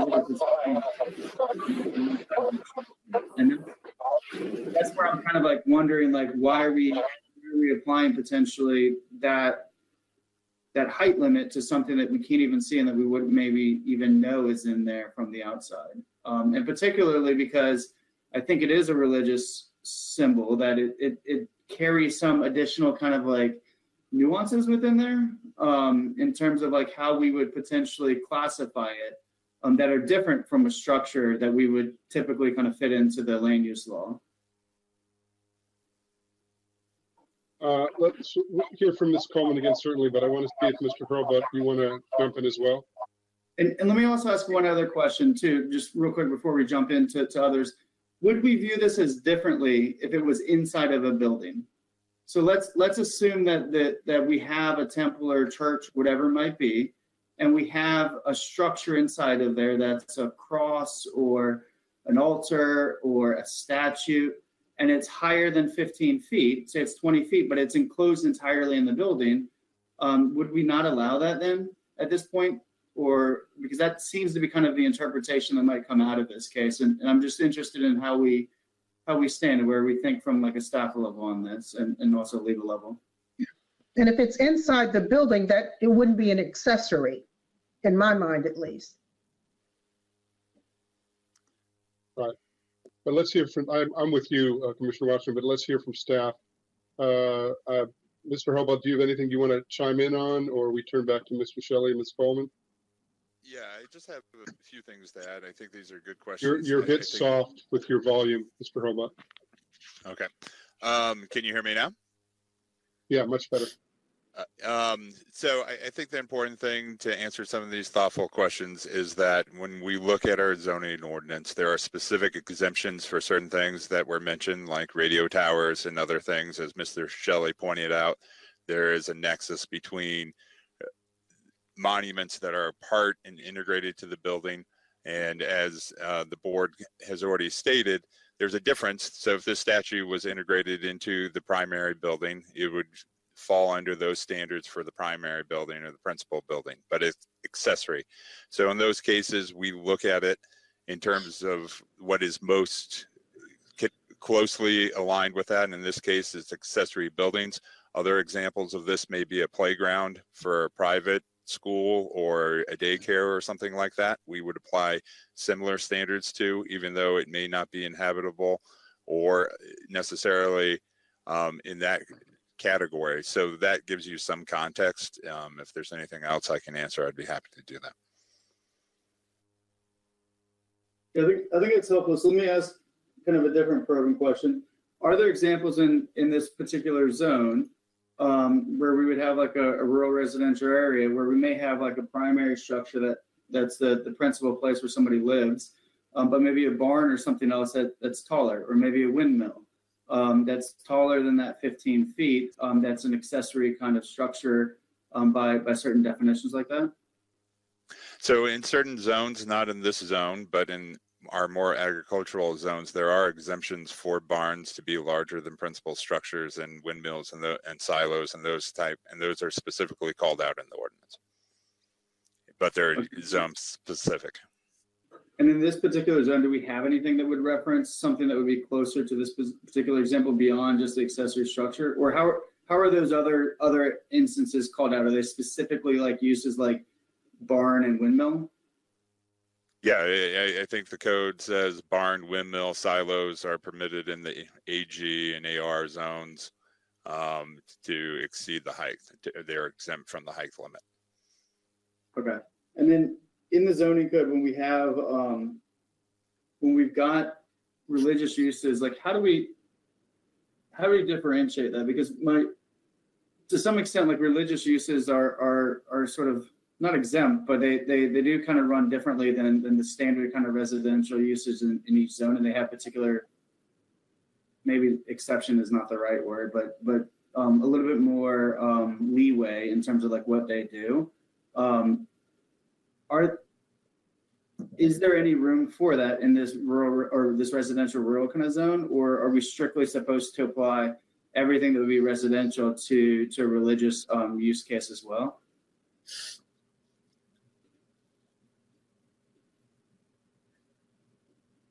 I think that might be a better question for our legal staff to weigh in. I think what you're looking in, and I'm sure Ms. Scudder is chomping at the bit for it, but you're looking towards some of the elements of a RLUIPA argument. And the problem is right now, that's not really what the planning board is looking to do here. What the planning board is looking to do is simply apply a standard that is compatible with the zoning ordinance as it is presented. And we are, if there is an issue with the law itself, that's more of a district council issue. But what we're doing here is looking at the ordinance as it is written and applying the standards to the particular project that is being proposed. And I'm not trying to make Ms. Scudder's case for appellate court or anything to this extent per se, but what I'm looking for is trying to make sure that we're consistent in application in this particular zone for accessory structures, that we don't have other accessory structures that are above the 15-foot limit, even if they're more broadly defined, but then also that besides within the zone, when we look at religious use cases, that we're applying the same kinds of determinations for religious uses across other zones. So if it's the case that if there was a church or a temple or a mosque or any kind of religious use in other zones that would have a structure kind of like this, I'd be interested in knowing, like, how did we determine the height on those? Does it always apply that we take the religious use case and we look within the zone that it's in and we do it that way, versus are there other aspects of the code where religious institutions are treated potentially differently depending on if they have statutes or monuments or anything else on their land? And that's what I'm looking for, is more just that we are consistent in all of our applications of this, and we don't have sort of exceptions that we're going to worry about later on that are going to get called up. And so let me sort of join in with Commissioner Dorner on one thing, which is my understanding, if I'm understanding staff's approach to this is not around the content, right? So you're not evaluating this as a religious use. You're evaluating this as an accessory use and determining the height of it. That's my understanding. Is that correct? So there's nothing in the zone, in the code, that says if it is a religious use, it can be this height or not this height. Yes, that is correct. There are exemptions for, architectural features that may often be connected with religious uses, like steeples and cupolas, but it is not, the zoning ordinance does not speak to religious use in terms of building height. Okay, good. That's helpful for me to hear.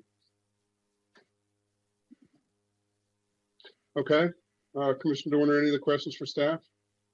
No, I think it's it. I wanted to push them to hear more of these details, so it's orally expressed, because there's a good amount of detail in the staff report, but there's very kind of nuanced things about this that I wanted to hear that I didn't see exactly in there.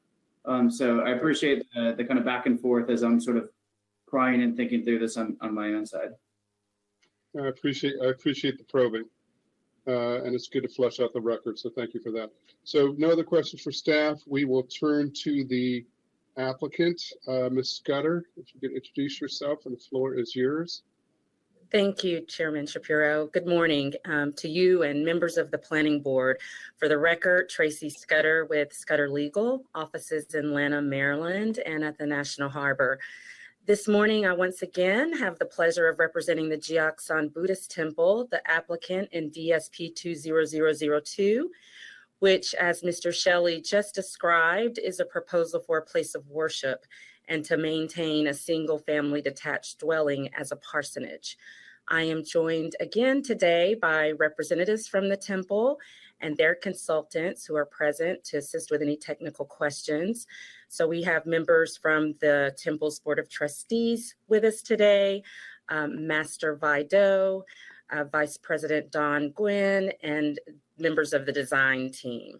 I'd like to first off thank staff, Mr. Shelley, for his time and attention in this case, and everyone else who has been involved in this case. I know there's been a lot of information to come in over the last several weeks that you all had to really go through, and so I appreciate all your time and attention.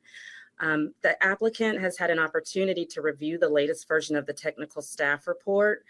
The testimony that we will give today will be limited to the 3 issues that the Planning Board decided on at the last hearing on July 27th. And those issues are the landscaping, screening and fencing, and the proposed Buddha statue. Thank you for your comments, Commissioner Dorner. I think my presentation will address some of your concerns. But before I begin, I'd just like to mention that there's one other person from the applicant side that would like to speak after me. So I'm going to turn my presentation over to that speaker before I conclude. But just as an update for this board, the applicant did host 2 neighborhood meetings recently on July 20th and August 17th. And a number of neighbors did attend in person and virtually. I know some of them are here today. And at the meetings, we did discuss the landscaping, fencing, screening, and the height of the proposed Buddha monument, and a host of other issues. I won't be redundant on the facts because Mr. Shelley has already covered, the landscaping and the fencing and screening in his presentation just now. The applicant concurs with the new condition 1W5 to replace 2 of the ornamental trees with 2 evergreen trees along the northeast property line.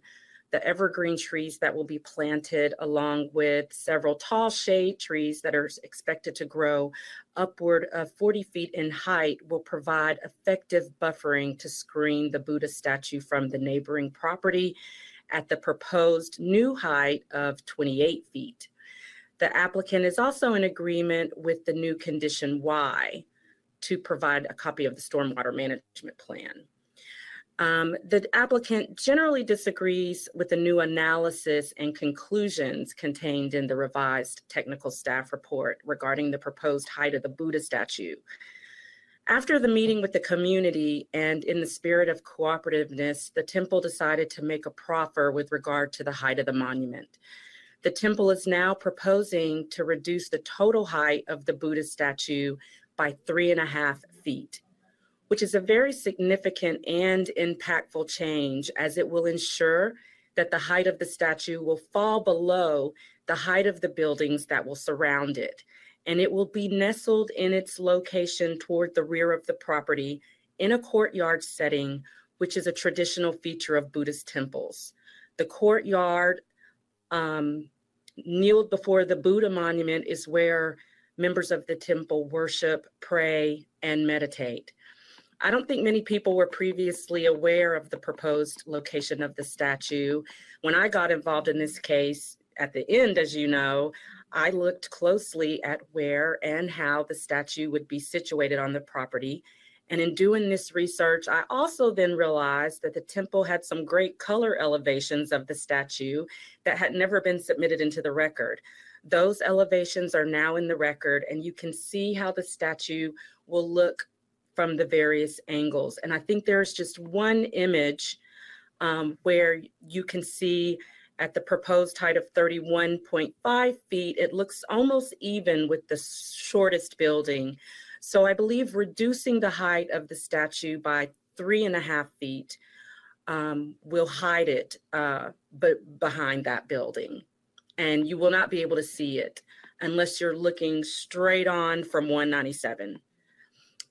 And just going back to the landscaping, the applicant is also proposing a 6-foot tall privacy fence that will be installed along that same rear northeast property line. And that's in the applicant's landscape plan. And so we believe the fence and the combination of the evergreen trees and the tall shade trees will serve as a very effective screen for the statue. There's a new condition X in the revised staff report that limits the height of the Buddha monument to 15 feet.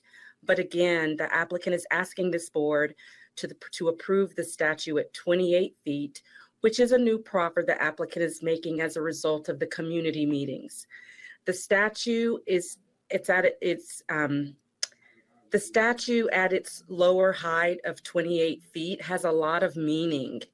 I mean, there's a lot of meaning in that number 28, which Master Vaido, abbot of Jiaksan Buddhist Temple, or his representative, Tina, from the Buddhist Temple, will speak about shortly.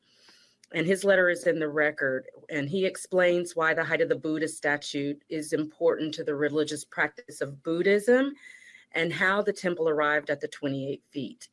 In the revised staff report as it pertains to the Buddha statue, there seems to be an attempt to relabel the statue to something that has a height cap. It's a monument, and staff agrees that it's a monument. The zoning ordinance says that monuments are exempt from height requirements in every zone. It wasn't until the staff report was revised recently that the monument was considered to be an accessory structure. But an accessory structure doesn't have a height limit in the RR zone. And we're following the prior zoning ordinance in this case. Fundamentally, the monument doesn't even fit the definition of an accessory structure, which is defined in the zoning ordinance as anything constructed or built that it's subordinate to, customarily incidental to, and ordinarily found in the principal use. The proposed Buddha statue has been fabricated from stone, and it will be set upon the property, not constructed or built. Since the accessory structures do not have a height limit in the RR zone, the analysis then deemed the statue to be an accessory building, which does have a height limit of 15 feet in the RR zone. However, Section 27-108-01 addresses interpretations and rules of construction. And the problem here is that the zoning ordinance instructs us to construe words and phrases according to the common and generally recognized usage of the language. So again, the revised staff report acknowledges that the Buddha statue is a monument, and therefore Section 27-117 applies. 27-117 exempts monuments from the height requirements in every zone. This regulation can be found in the zoning ordinance under Division 4, and that division is entitled Regulations Applicable in All Zones. Division 4 has several subheadings, one being Subdivision 2, which specifically addresses height. And the only provision under Subdivision 2 is Section 27-117, which states that the following structures are excluded from height control: belfries, chimneys, cupolas, domes, flagpoles, flues, monuments, radio towers, television antennas, spires, bulkheads, elevators, or similar structures. It is unnecessary to try to identify a use that is most similar to a monument because the term monument already exists in the zoning ordinance. The staff report states that there was a presumption made about heights of monuments, and that presumption is that the district council must have intended to limit the height of religious monuments.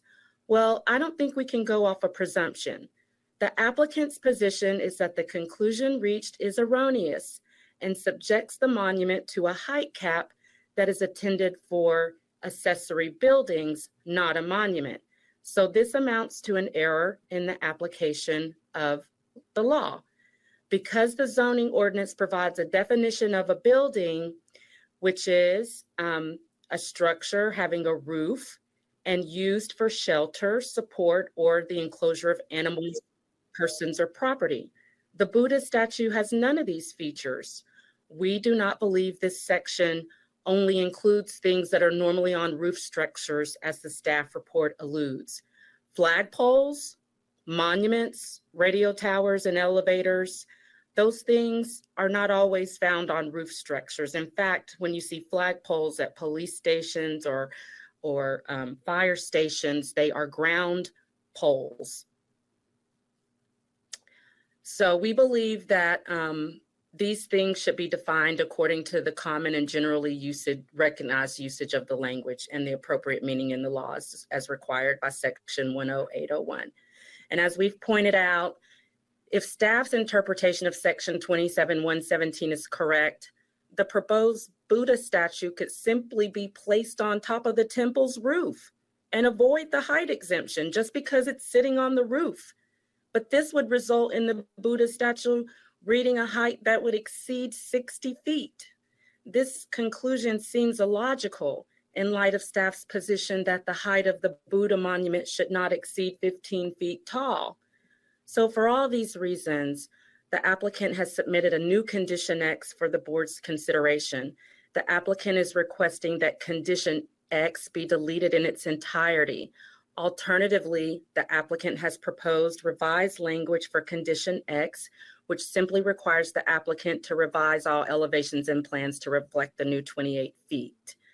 Finally, and I believe most importantly, are the First Amendment protections that are afforded to the churches and places of worship under federal law. The Religious Land Use and Institutionalized Persons Act, RLUIPA, among other things, protects religious institutions from unduly burdensome or discriminatory land use regulations. In the year 2000, Congress passed RLUIPA after hearing testimony that land use and zoning regulations were often burdening the ability to religious congregations to exercise their faiths in violation of the Constitution. There have been several recent court decisions that have specifically addressed denials or restrictions that this very county has previously placed on places of worship. These are, again, very recent decisions of Maryland courts. For example, the Redeemed Christian Church of God, or Victory Temple versus Prince George's County, and Reaching Hearts International, which is a decision where Judge Titus gave an opinion. These are two cases that have applied Res Lupa in zoning cases involving places of worship in Prince George's County. As indicated above, Res Lupa prohibits governments from imposing or implementing land use regulations in a manner that imposes a substantial burden on religious exercise. We believe there's a possible Res Lupa violation in this case if the height cap is allowed to stand. The courts have been instructive on what triggers this federal statute. In the Victory Temple case, the court asked two questions to determine if Res Lupa was being triggered.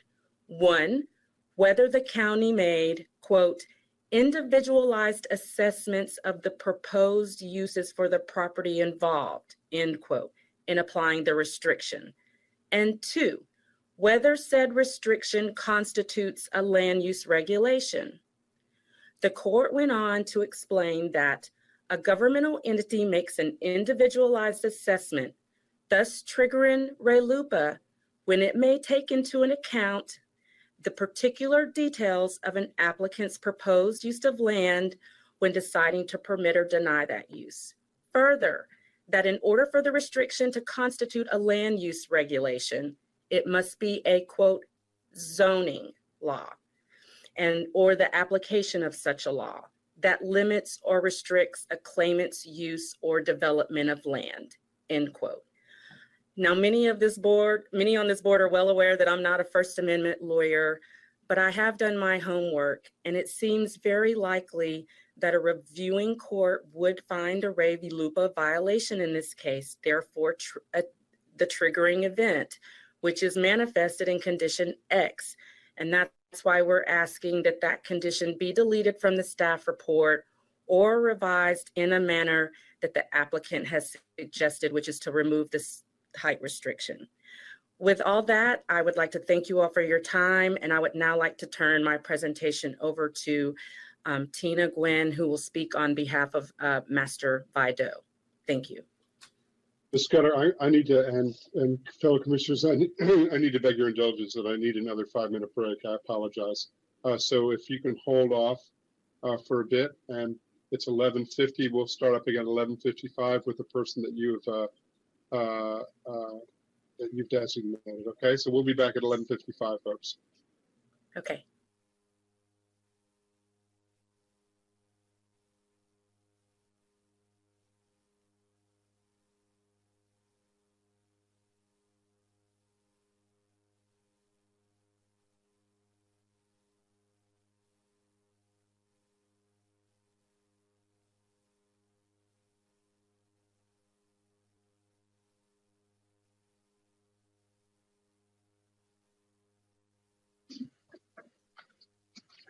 All right, folks, we are back from a quick break. I appreciate your indulgence, everyone.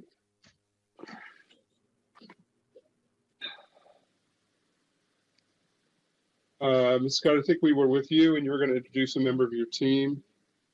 Not team, you're going to introduce one of the applicants. Yes, Miss Tina Gwynn, are you present and on camera? I'm not Do you on have your camera, but on? can you hear me? Do I need to Yes. turn on camera? Okay, I'll turn on my camera. You don't need to, Ms. Gwynn, but Okay. it I makes it appreciate easier that. for us. Yeah. Okay, I'll turn it on. And Ms. Gwynn, before you speak, were you sworn in? I was this morning, Commissioner. Okay, thank you. Before I start, right. Yep. am I okay? You're okay. We can hear you. Please introduce yourself for the record, and the floor is yours. Okay. For the record, my name's Tina Nguyen. I'm here to represent Yaksun's Temple Congregation Before I start, could I please acknowledge and thank you, Commissioner Donor, for raising all the questions that we've had for staff also. And as our lawyer have stated, we've done all the research and found all the answers that staff couldn't provide for us. So I'd like to thank Commissioner Donor for raising all the questions that we've also had. So if I can begin. Good morning, Mr. Commissioner, board members and staff. My name is Tina Nguyen, here to represent Yaksan Temple Congregation. I've had the opportunity to attend the previous 2 hearings on this case, but haven't had the opportunity to speak. So thank you for the privilege to be the voice of Yaksan's congregation this morning. Please allow me to give you some insight to why the height of the temple is very important to Buddhist traditions. I hope you and your board will take into consideration the significance of this tradition when making your decision in regarding our case. In Buddhist culture, the statue of Bodhisattva Avalokitesvara, also known as Wangam, is a sacred symbol of great compassion, the miraculous manifestation of wisdom, and the one who listens to the painful cry of all beings in this turbulent world. Wangam carefully observes the suffering of sentient beings with eyes of compassion, freeing them from sorrow and pain. Her manifestation in this world reminds us of a kind mother who gives her loving heart to the world. Wangam Garden is a place for Buddhists to practice a life of meditation, the teaching of compassion, generate peaceful energy, and pray for a peaceful world. The statue is where the Buddhist members practice according to the vows of happiness and end life suffering, and a place for people to reduce stress from their daily lives. Wangam is also known as the goddess of compassion in Buddhist culture. She has 1,000 eyes and 1,000 ears to observe and listen to the pain and suffering of the world. She is the savior of many Vietnamese refugees who were lost at sea trying to seek freedom in the United States of America. In Buddhist tradition, all statues are depicted on the lotus flower. The lotus is a symbol of purity rising above the mud. It is also the expression of enlightenment in this life full of suffering.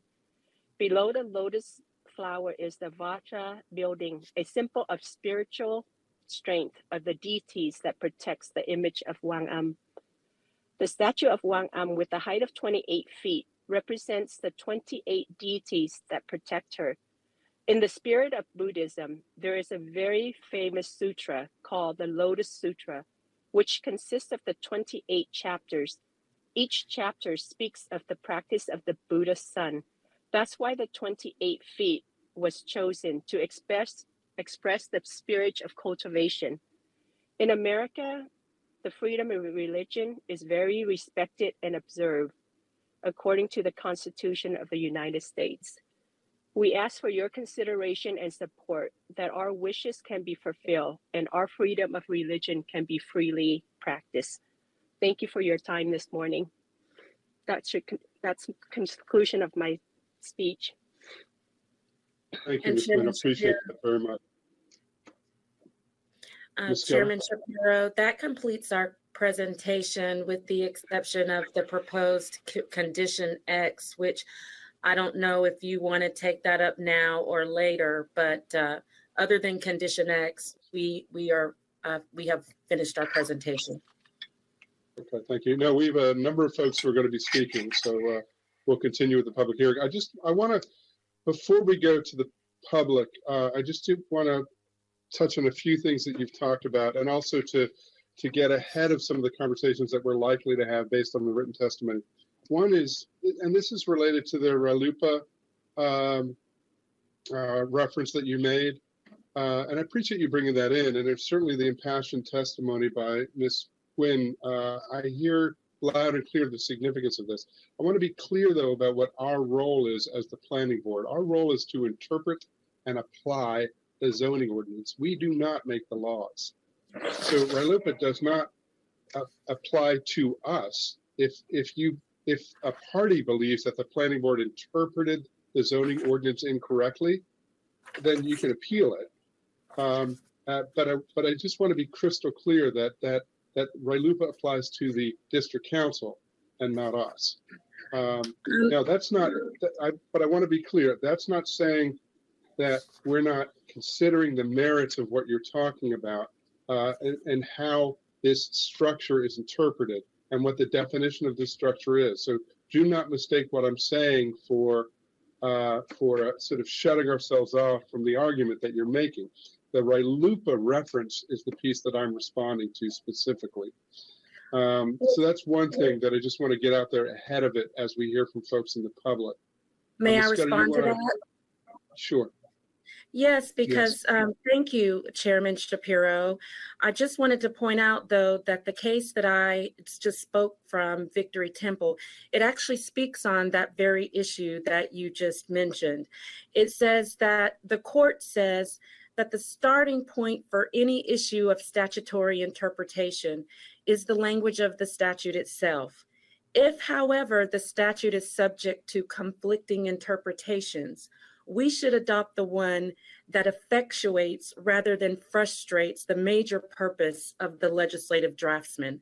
RLUIPA itself provides the applicable rule of construction, requiring that its provisions be construed in favor of a broad protection of religious exercise to the maximum extent permitted by its terms and the Constitution. So I'm not disagreeing with you. Okay, I am saying that RLUIPA says no government shall impose a law. We do not make laws. We interpret what the district council legislates. That's all I'm saying. So again, separate from whether or not which direction we go on this, and all sorts of passionate arguments we're going to hear. I'm just saying the RLUIPA, the specific RLUIPA reference is an issue for the district council, not the planning board, because that's what the law states clearly, that no government shall impose a law. So now we may disagree around that, but maybe that's more for my colleagues. I just want to be clear that's where I'm coming from on this specific issue related to RLUIPA. So the other thing is we're going to hear from a lot of folks about some other enforcement issues, and I'm very, very supportive of folks coming in and making sure they get their voice heard. But I want to be clear as we hear these enforcement issues that to make it clear about where our jurisdiction is. So we're going to hear, I imagine we're going to hear from a number of folks about some property disputes, about the construction of the tree removal on neighbors' properties. This is a land dispute. It's not under our jurisdiction. I'm not taking away from the significance of the issue. I'm not. I'm sure it's a very significant issue about what trees were removed and construction, encroachment on land, all those things. So, Ms. Scudder, you even under rebuttal, you may want to come back to this as well after you hear from folks from the community about any steps you're taking to remedy the situation. I believe you've already alluded to it a bit, but we'll hear more from you, I'm sure. But I want to be clear, I'm perfectly happy to have folks speak to these issues because this is a public forum and I'm not going to restrict what you say in the minutes that you have. But for our purposes, these issues are land disputes between property owners. They're not under our jurisdiction. The other issues, I understand there's an issue around some conflicting land surveys as well. This is a legal matter between two parties. It also is not an issue before us as the planning board. Again, I'm not restricting you from talking about it. I'm just saying, practically speaking, that's not an issue that we take up one way or the other, that we're going to be, that's under our jurisdiction effectively. So that's it. And again, I'm not saying this to preempt anything that any folks in the public want to say, because make sure you get your voice heard. I just want to be clear about what the issues are that are before us. This is also a limited scope public hearing. It's been carried over a few times, and the issues that we're going to be taking up is related to the statue height, related to the landscaping, related to screening and fencing. That's what we're focused on for this limited scope public hearing. So again, with that, I'm going to turn to folks from the public.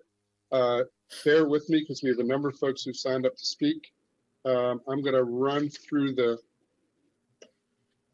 list real quick and just see who's here, okay? So if I call your name, just let me know if you're here and you're planning on speaking. We have Catherine Williams. I'm here. Excellent. Teresa Washington. I'm here. Thank you, Ms. Washington. Leah Johnson or Lee Johnson. Hi, Leah, and I'm here, sir. Thank you, Ms. Johnson. We have James, is it Hightower? I can't remember how to pronounce it last time. Hightower. Yes, I'm here, sir. Yes. Oh, I got it before you got it for me. Mr. Hightower, James Hightower is here. Tim Carter is here. Mr. Carter? Okay, we do not have Mr. Carter. I'm here. I'm here. Oh, Mr. Carter, thank you. Paula Price is here. Yes, sir, I am here. Thank you, Ms. Price. Gabrielle Maston, I think I saw you before. I know you're here. Yes, I'm here. Thank you. Thank you. Michael Greisman or Griesman?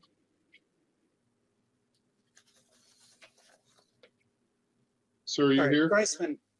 Greisman's correct. Greisman. Okay, thank you, Mr. Greisman. Then we have Taylor Hightower as well.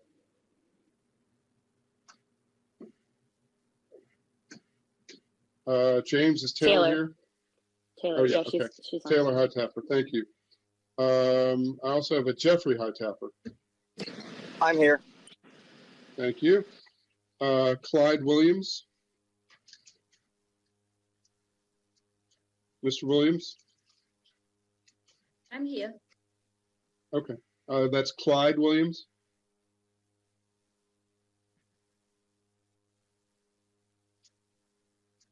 I just want to make sure we have Clyde Williams here. We'll come back to it. Gary Lane.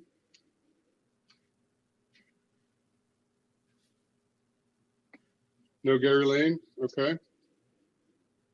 And Salvatore Lemole.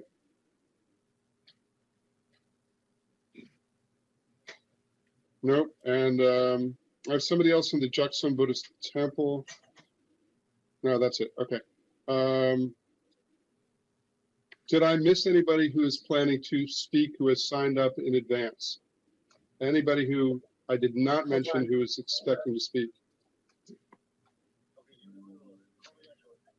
No. Did I hear somebody?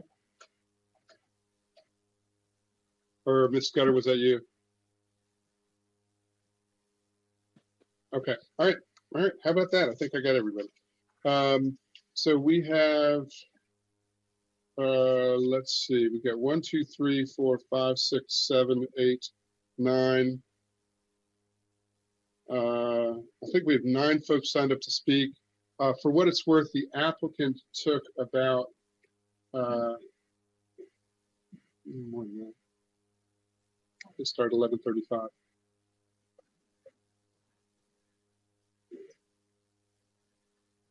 Okay, so I'm gonna kick it. Well, what it means is that if we give folks from the who are opposed 3 minutes each, which is our practice, then effectively you're going to have about the same amount of time collectively as the applicants. So I think that'll be fair. So I'm going to ask each of you to speak for up to 3 minutes. You don't have to take all that time, but you have up to 3 minutes. We'll set a clock just to guide us. I'll go through the list in the order that that is specified. Remember, this is a limited scope hearing on these 3 issues: the landscaping, the screening and fencing, the statue height. That's what we as the board are going to be focusing on. That's not going to restrict you. I am not restricting you from speaking on other issues, but if there are other issues beyond those, they're not what we're going to be taking into consideration. But this is a public forum, and you need to make your voice heard on any issue that's relevant for you. You make your voice heard. I respect that 100%. Okay. So with that, I'll go through the list, and as I introduce yourself, make sure that you were sworn in. Just start off by saying, yes, I was sworn in, or if not, I'll swear you in. And if you could introduce yourself and give us your address for the record. And I'll start with Miss Catherine Williams. And I'd prefer it if you came online so we could see you when we speak, but you're not required to by any stretch, okay? Catherine. Ms. Williams, we'll start with you. Catherine Williams, I was sworn in this morning. Thank you, Ms. Williams. I just have a quick question. I'm trying to read the new paperwork that came out for this hearing, and all up until now, we've been referring to the Buddha statue and trying to get it deemed a monument, not a statue. And now it appears that this Kwan Am, goddess of compassion, is the actual statue that's coming and going to be put in the yard. So does that mean that the 15-foot Buddha that's currently in my neighbor's backyard right now, does that mean that's going to be also in the yard, as well as this new 28-foot Kwan Am statue? Ms. Williams, I'm going to refer that. I imagine the applicant on rebuttal or members of her team will be able to answer that question. So noted, and I'm sure Ms. Scudder has noted that, and I imagine we'll provide an answer for you. Do you have more from your testimony as well, or are we leaving it at that question? That's about it. Thank you. Okay. Thank you, Ms. Williams. I appreciate that. And I see Ms. Scudder came online. I see her nodding her head. You're nodding your head, Ms. Scudder? Yeah, so she or some member of the team will get back to answer with that, I'm sure. Next on our list is Teresa Washington. Ms. Washington? Yes, I have not been sworn in. Okay, so let me swear you in real quick. Hold on, I'll get my paperwork so I say it correctly. Ms. Washington, do you solemnly swear or affirm that your testimony will be the whole truth and nothing but the truth? I do. Thank you. Consider yourself sworn in. Introduce yourself formally for the record, and you have up to 3 minutes to speak, and take it away. Okay, my name is Teresa Washington. I am right next door to the Buddha. The Buddha, as we talk right now, is sitting in my backyard, actually in my backyard. I just want to ask the board, would you want a Buddha sitting in your backyard? That's what's sitting in my backyard right now. When I go out my door, it's sitting in my yard. The next thing I wanted to let you know is that when the Buddha temple came into their staff came into our community, they lied to us. They told us that they were family. Since then, they have progressively been doing things slowly but surely up until the point where they got to a temple right now. Everything has been a lie with them. Everything that they have told us, and the neighbors, all of us, why we are so concerned and everybody's stepping in, it's because we see them taking over our neighbor, trying to take over our neighborhood. They don't care about us as neighbors. Now they're trying to put another something, 28 feet. This is a neighborhood. We didn't have, now they're trying to turn this into the temple, the whole neighborhood. If they take and extend and put this huge temple and all this Buddha, you would think that that this is a Buddha street, or it's not a neighborhood anymore. The next thing I want to tell you is that one thing that they did when we were trying to come talk to them, one of the neighbors came up to the Buddha temple to talk, and one of the monks came out with a pick and was going to hit it with the pick right there. So they're talking about friendly and they're nice people. No, I'm sorry. They were going to hit this man, and he's a police officer. They were going to hit him or stab him with the pick. So I'm saying that I oppose to it. I oppose because it's going to be traffic problems. It's going to be noise problems like it has been all of the time. Nothing has changed. Nothing has changed since these people, all they do is lie to the community. They're lying to you all, and they're not going to stop until they get what they want. This is not a place where they can just put all this temple and all this stuff. This should be somewhere else. This should be somewhere else, not where the temple is right now, not in our neighborhood. Thank you, Ms. Washington. I appreciate that. Next, we have Leah Johnson. Good afternoon. Thank you all for having us here to speak in reference to the temple Ms. Johnson, being. Ms. Johnson, interrupt. Were you sworn in at the beginning? Oh, yes, sir. I was sworn in at the beginning. Okay, thank you, ma'am. You're welcome, Mr. Shapiro. Okay, I would like to speak because I am opposed also to the temple. One, I am opposed to the temple because when they initially purchased the property, they purchased it as a homeowner, and that they assessed using first-time homeowners' abilities to purchase this property. So Ms. Dawn, the vice president, she purchased this home as a first-time homeowner's buyer. And that's unfair because she already came in unlawfully knowing that she was going to turn this property into a church. Now, all of a Chair, I sudden, just wanted to kind of step in and just let you know that this is kind of going beyond what it was, this limited scope of this hearing. I appreciate it, Ms. Coleman. I'm giving, I'm thankful you step in. I'm giving folks who are individual speakers they get to speak about whatever they want to speak to. The issue is going to be whether we take the testimony into account related to the limited scope hearing. If it's not relevant to the limited scope, it's not something that we're going to consider. But I feel like the residents, if that's what they want to speak about, that's what they want to speak about. okay, I'm sorry, but I think I also lost some time on the clock. So if they could reset my clock a little bit with We will, Ms. so many Johnson. people. We'll give you that Thank you time so back. much, sir. I appreciate that.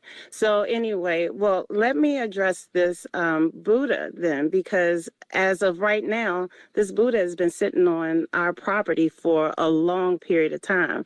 Now, I see that we're trying to use the words monument and statue interchangeably, but those are not words that you can use interchangeably. So they're trying to fit a square peg into a round circle. This is a neighborhood. This is a community. We are a community of family who we all been here for years, 10 years plus, decades.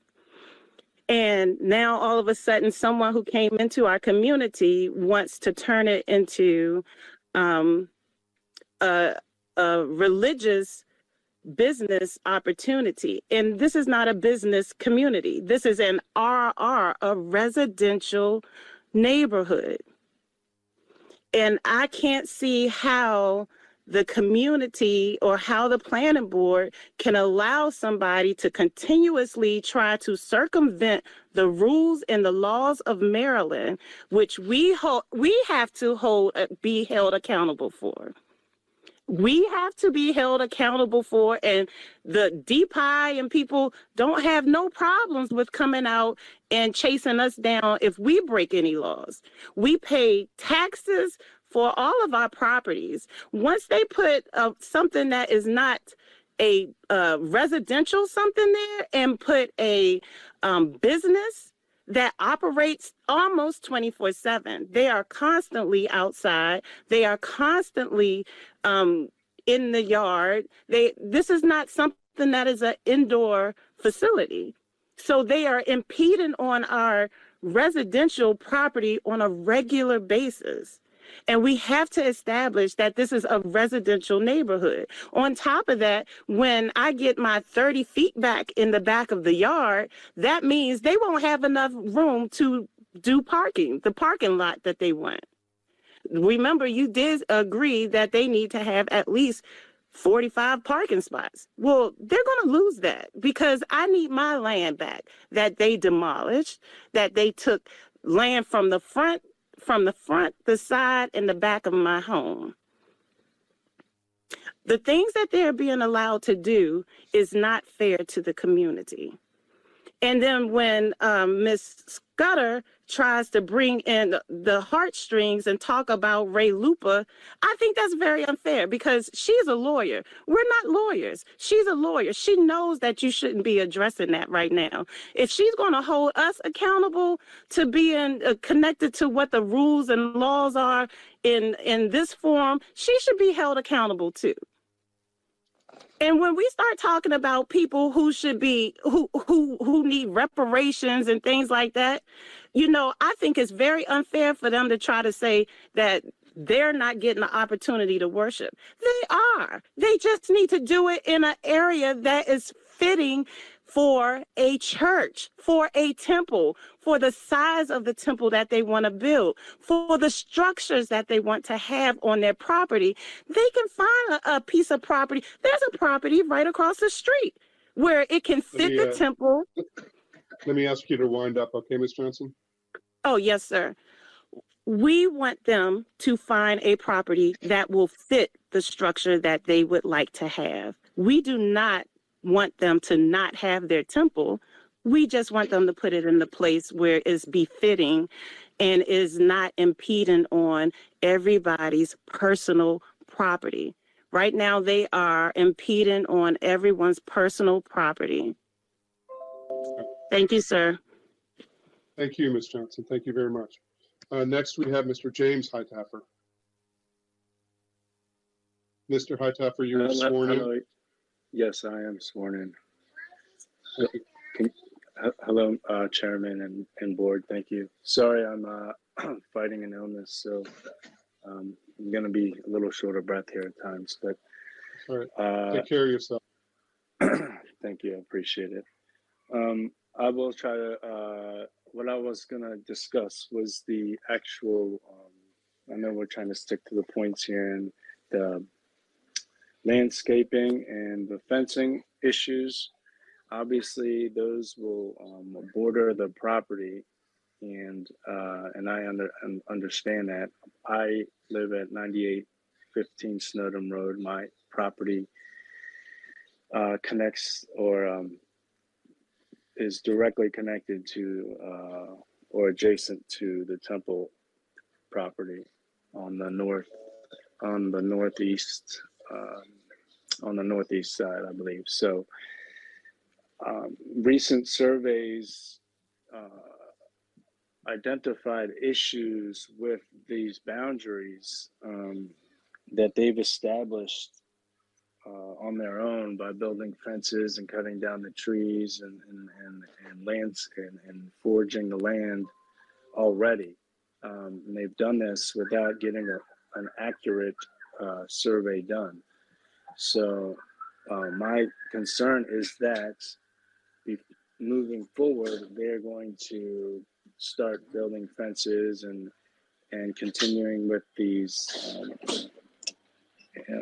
building out, planting of trees and all those things on the improper surveyed lines. So I guess, I don't know how the site plan has gotten this far, considering the survey that it's based upon is greatly inaccurate. And those are my largest concerns, is moving forward, what else, what else are we going to run into that was not done properly from the beginning that is going to have an effect on the rest of the neighbors in this community, or at least the ones specifically adjoined to the Gyatson property as well. And that's pretty much all I have to say. Actually, I do want to touch on something Teresa said, and that is just, it feels like we are putting a lot of effort into fighting against something that, or trying to fit something that in an area where it shouldn't be. We're trying to bend rules and laws and rename statues to monuments, and talking about putting a statue on the roof and these things and how to make it fit. Well, it just seems crazy that we're trying to do this, and that there should be I mean, the reason we have zoning ordinances is there should be a zoning ordinance where they should be able to plug and play. They should take their plan and it should fit into exactly the zoning ordinance it is meant to fit into. Here, I just feel like we're trying to bend and create and manipulate a system that was put in place to protect the neighbors and the community just to fit this temple in here, and it just does not seem right. And I appreciate you guys' time and ears and listening to me. Thank you. Thank you, Mr. Hightower. Appreciate it. Mr. Tim Carter. Yep, I'm here, and I have been sworn in. And I live five houses down from the temple at 9915 Snowden. So I prepared 3 slides, and I'm not. How do I have them brought up? The first one would be the boundary, which is. Kenny, can you help us with this? Give us 1 sec. Yep.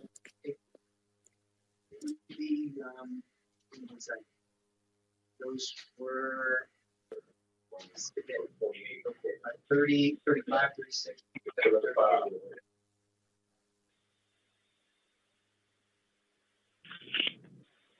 It's going to take us a second, Mr. Carter. Mr. Carter, this is Andrew Shelley with staff. When you say the boundary, are you referring to the Lot 1 survey? Well, I sent 3 slides, and one's called boundary, one's called boundary markup, one's called boundary markup 2. Okay, thank you.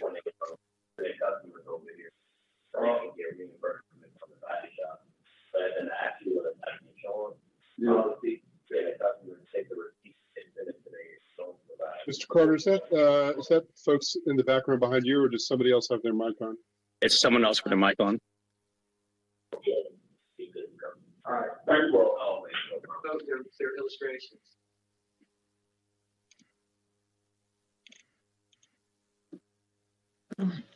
Mr. Shelley, I think the files he's referencing were actually a part of the prior hearing, if that helps you locate it at all.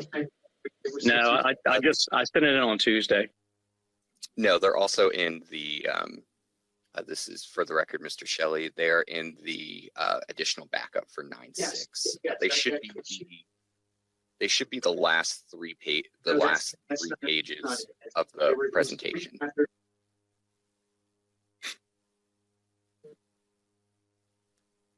It's just going to take us. It's going to take us a second, but we'll figure it out. Yeah, it's 163, please. I believe that is the slides he's referring to. Okay. Yeah, that looks like Carter, I think we have your 3 slides. Does this look like one of them? That looks like the first one, yes. So this. Okay. All right. So we're going to start your clock now. You'll have up to 3 minutes, and you've been sworn in, and take it away. So I am also a licensed contractor in Maryland. As we all know, the property lines, the boundary are very important. One that has to do with where the fence is going to be located, because fences are located typically on boundary lines. The second item is going to be, second statement, it has to do with boundaries also have to do with where the buildings are located. So this is, that's actually the second one, but that's fine. The blue line is actually, this is slide 7 from what the temple engineer had presented on the very first meeting and in his PowerPoint. The blue line shows where he placed the property lines. I have actually examined both the surveys from the neighbor's house and the temple. They are within 18 inches of each other. They do show the common ground, the common lines, which is the back line and that long sideline, as being very, very, very close, within 18 inches. The next slide, please. So this slide shows the long red line is actually where the temple has established their property line. That's approximately a 30-foot difference between where the surveys show. And the They've established it with cut logs, so there's no denying where that line is. The red rectangle is actually where the placement of their existing Buddha is. The Buddha is literally in the neighbor's backyard. Next slide, please.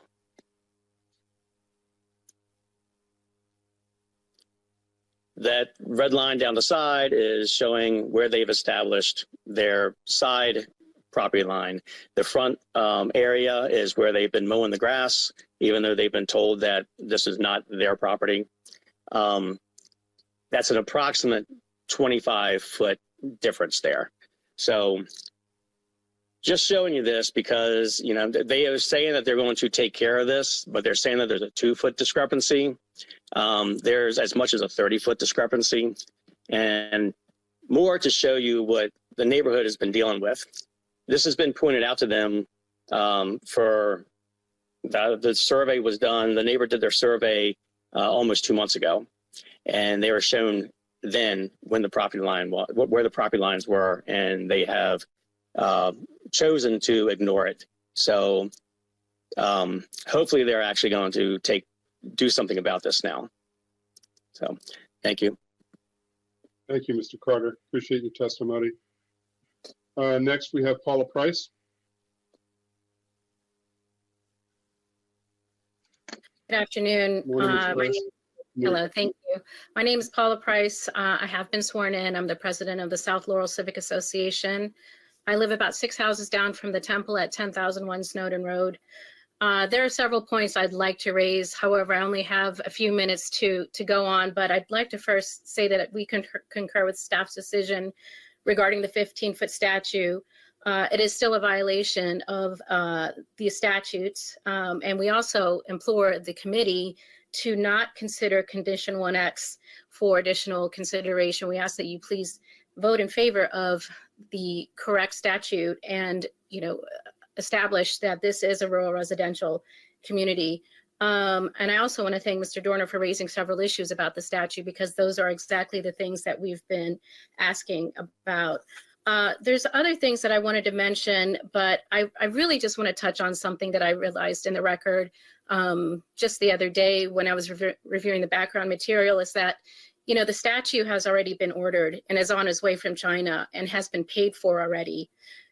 This is part and parcel of exactly how they've been operating all this time, where they, where it's better to ask for forgiveness than ask for permission. So they have not been granted permission for the statue. We don't object to any religious activity whatsoever. It's just the violations that continue to occur.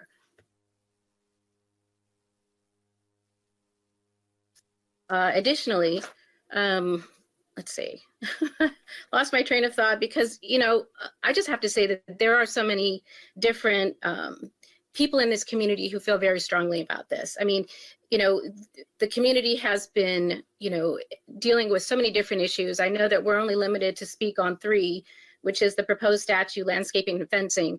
But as Tim just showed you, I mean, the land issue and these 3 issues, it's a perfect nexus of both things.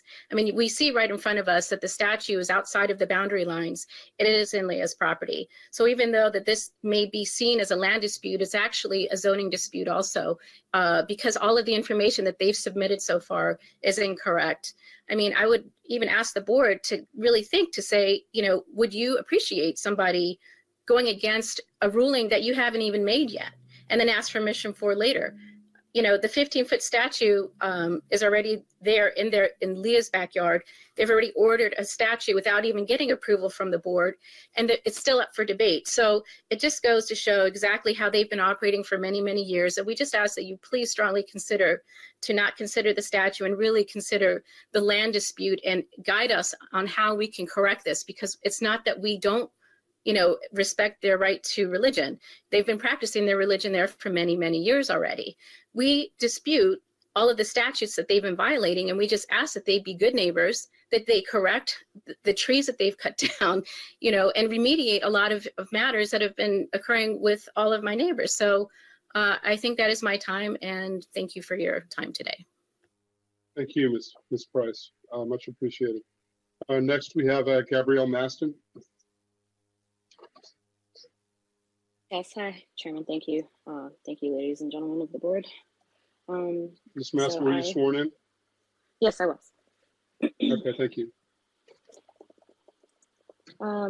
Take it away. Floor is yours. Okay, thank you so much. So our community's trust in this planning process definitely hinges upon the foundational tenet of our democracy. We have a right to due process, which is enshrined in our Constitution. At our last hearing, the applicant's legal representation was heard, but our voices, which reflect legitimate community concerns, were silenced. Today, we're appealing for an equitable and comprehensive hearing. So I speak to you not just as a resident, but I'm also a representative of our South Laurel Civic Association. We, alongside our local HOAs, are stewards of our environment, which includes the Patuxent Research Refuge, and it's now under threat from an imposing and grandiose development.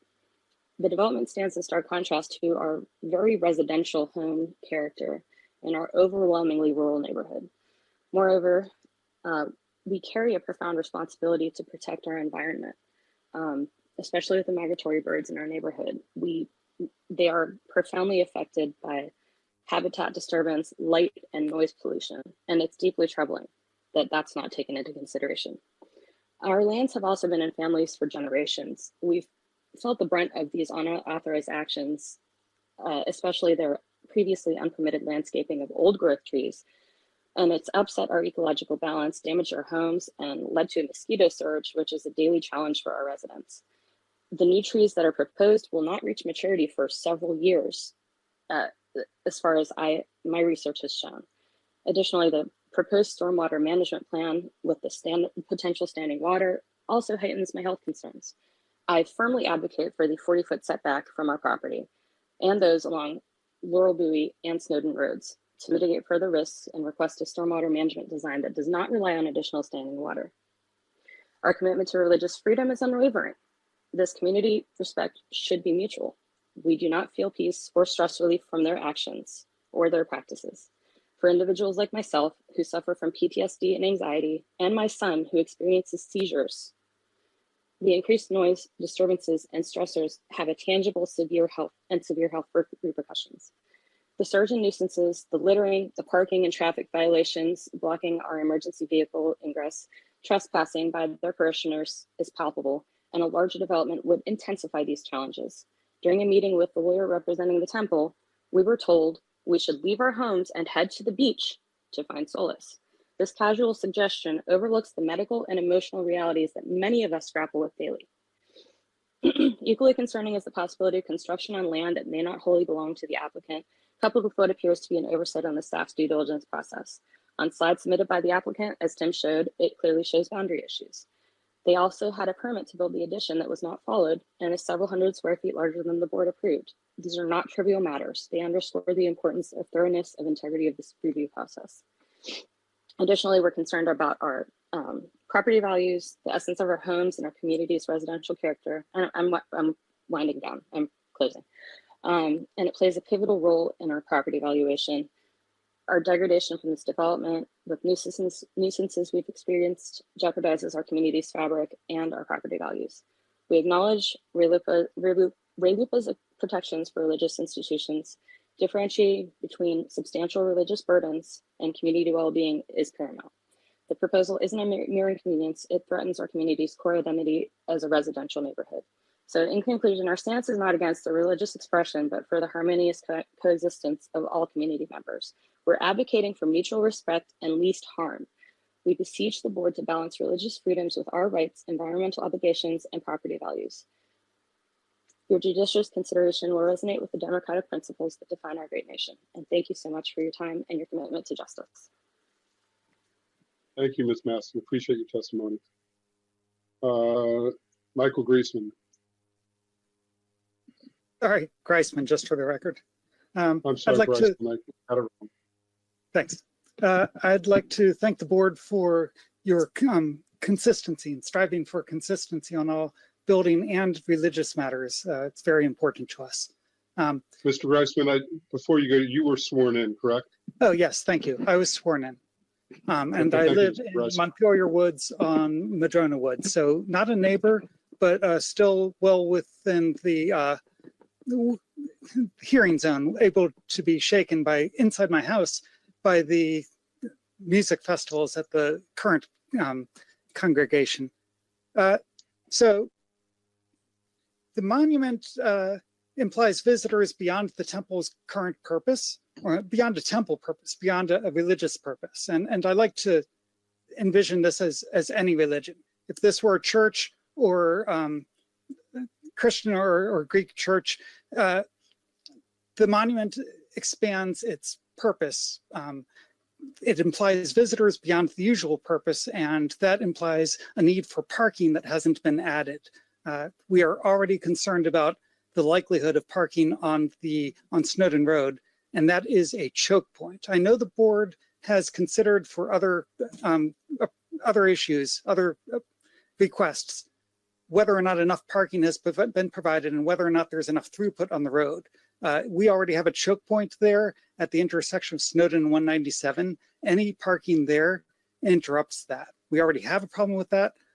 The temple is going to add to it, and the addition of a monument implies additional visits to that. That's a problem. More parking needs to be added in order for that to be altered. The height change, while I understand the 28-foot is important, I also understand it's important because the statue's already been purchased. But regardless, the height makes visibility likely. And while Ms. Scudder stated that the temple building will be hiding the statue from all but 197, according to the diagrams, it looks like the statue is going to be between the current house and the temple, and so visible from the next house down Snowden Road, as well as from 197. Either way, so discussions about how it's visible I found have been misleading. Either way, this changes the character of the neighborhood. When entering the neighborhood, visitors will see this temple, which is great. See the statue, which is fine. But seeing a huge statue really changes the character of the neighborhood. And while a church within the neighborhood is great, and we already have some, a church within the neighborhood that makes such a bold statement that is so out of character with the surrounding structures, including the temples, I think that is something that needs to be considered very seriously by the board. It does have a negative effect on the neighborhood and makes an overwhelming and sensational impression. Thank you for all that. I think those are my main points. I'm very concerned about the tree growth, however. 2 to 3 feet is the fastest I've found, and I don't expect these trees to reach height by 9 years. Thank you. Thank you. Appreciate that, Mr. Reisman. Next, we have Taylor Hightower. And you were sworn in as well, correct?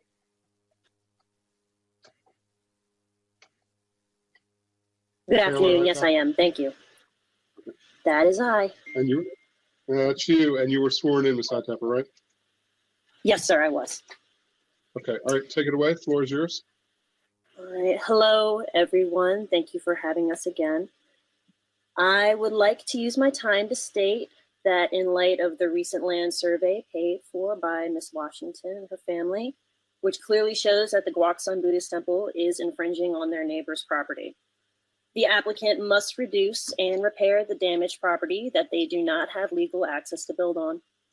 Furthermore, I believe that any county permission for the temple to continue in the overbuilding of their property should be immediately ceased. The community has witnessed several incidents in which the applicant has ignored and disregarded zoning, health, and safety regulations that have negatively impacted our family and neighbors' quality of life, which we went into detail today in the last meetings. The trespassing, the dangerous sound levels, the environmental mutilation, the unsanctioned kitchen preparing and serving food without supervision of the health department, and so on. There has been a long-standing practice of disregarding social and legal boundaries by the applicant and their congregation, and the applicant needs to bear the burden of proof that shows that they can run their establishment without doing any further harm to the people who live here and their surrounding properties. Only after these reparations are made do we hope to regain peace and solace in our community. Thank you. Thank you. Appreciate that. Thanks, Ms. Hightower. And we have Jeffrey Hightower.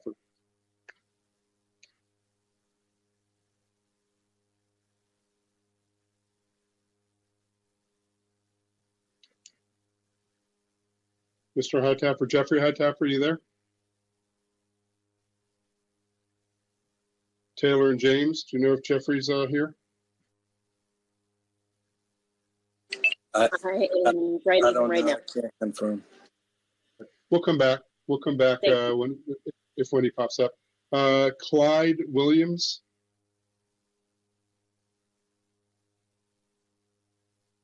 No, Clyde Williams. I think that is all on my list. We'll take a second to see if Mr. Jeffrey Hightower comes back. No pressure there. We'll give ourselves a second. Is there anyone else who I missed who has signed up to speak in support or opposition that I missed, neglected, missed, if they've signed up already? Anybody I missed who signed up already? Okay.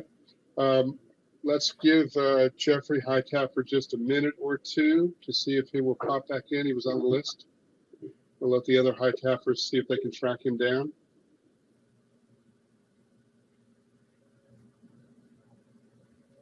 In terms of our process, what we're going to do is turn to the applicant again, their representative. Can you hear me? Scudder. Yes. Jeffrey Hightower, is that you? You can. Sorry, sir. It was on dial in, so I dialed in. And then once I dialed in, it wouldn't let me come back to the unmute screen. So I apologize. I was trying to talk to the air for a while. Thank you, sir. I've already been sworn in. Great. Take it away, Mr. Hightower. Thank you. My name is Jeffrey Hightower. I'm from 9813 Snowden Road. I'm a disabled retired police officer of 12 years of service. As a sergeant in Baltimore, and I went to the town of La Plata. I kind of look at this in a legal matter.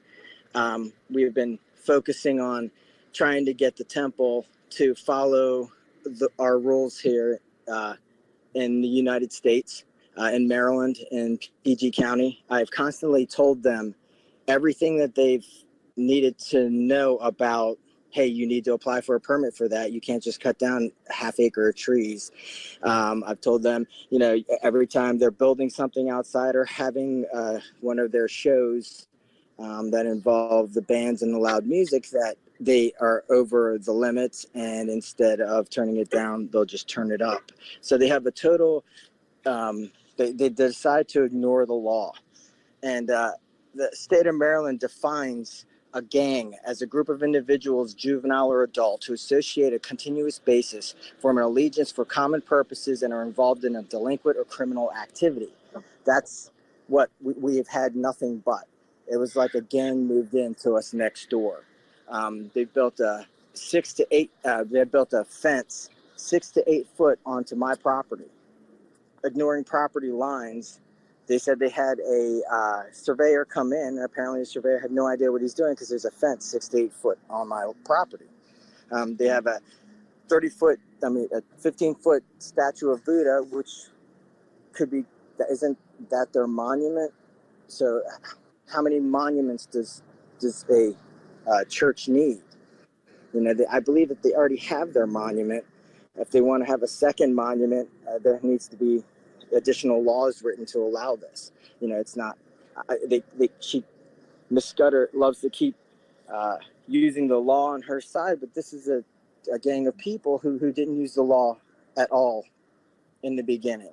And I implore you to look at that when you're making this decision and see, maybe we need to have a lot more discussion on this before it happens. I would like to see them get legal first in every way before they're allowed to do anything further. We shouldn't give them the right to build anything yet until they are legal. Thank you, sir. Thank you, Mr. Hightower. I appreciate your comments. Is there anyone else who signed up to speak that I have missed through our process? Seeing none, I am going to turn back to the public hearing portion of this is closed. I'm going to turn back to the applicant for a rebuttal, and then any close. And then after that, we will open it up for the commissioners for deliberation and any action that we may deem appropriate at this time. Ms. Scudder, you are on rebuttal and then close. Thank you, Chairman Shapiro. First, I would just like to thank all of the neighbors who took time out of their schedules today to come to this hearing and provide their comments. I mean, the Temple does appreciate your participation in this process. And as I've said on prior occasions, the Temple is committed to continuing to have meetings with you all and trying to work through any issues that are still outstanding.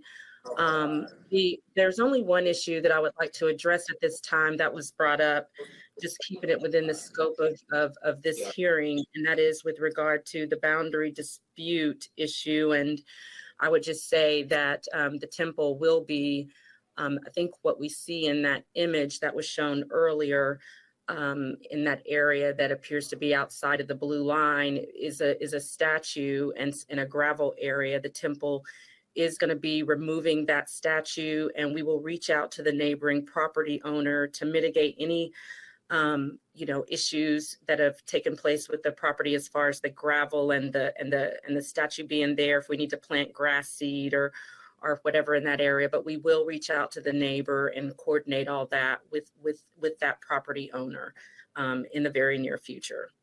And with that, Chairman Shapiro, I didn't really prepare a closing argument. I would just say that, you didn't answer Ms. Williams' question. Regarding, Ms. Williams' question wasn't Ms. answered. Williams repeat her question? I thought it was in regard to the statute.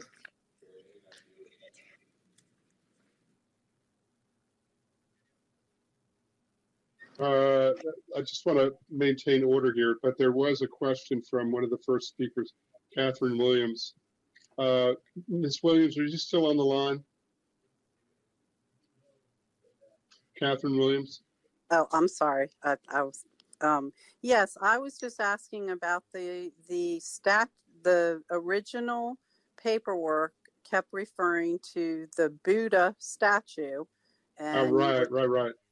Trying to be. We're with you, Ms. Williams. Monument. I'm gonna stop you there. Let me stop you there, but you reminded me because I want to keep our process back. But Ms. Williams, thank you very much. So Ms. Scudder, the issue is, are we talking about one statue or two? And that may be a question for you. It actually may be a question for staff as well, because there's the Buddha statue that seems to be not even on their property. And then there's the new statue that's being proposed. That's two separate statues? Yes, sir. And I thought that's what I thought she was referring to the one that is on the property now. And that is in an area where it is proposed for removal. That statue will be relocated off that neighboring property. And again, we will mitigate the gravel that has formed over the years in that location. So we will do that immediately. But the hold your thought, Ms. Scudder. Okay. Mr. Shelley, I want to get back to you under discussion about whether what you're recommending for approval actually has these two statues now. But hold that thought because this is still Ms. Scudder for rebuttal. And Commissioner Washington, you had a question? And my question was exactly your question, Mr. Chairman, meaning are we in fact talking about two statues on the property existing plus the one coming? So thank you. We were thinking along the same lines. Okay, so we'll get under deliberation. We'll get some of these questions answered, unless Ms. Scudder, you have an answer to it now. But the floor is still yours under rebuttal. Okay. Well, there is one statue proposed, the main statue for the new temple, which is the 28-foot statue that the temple is now proposing. That is the one that the applicant is requesting approval for under the pending detailed site plan application.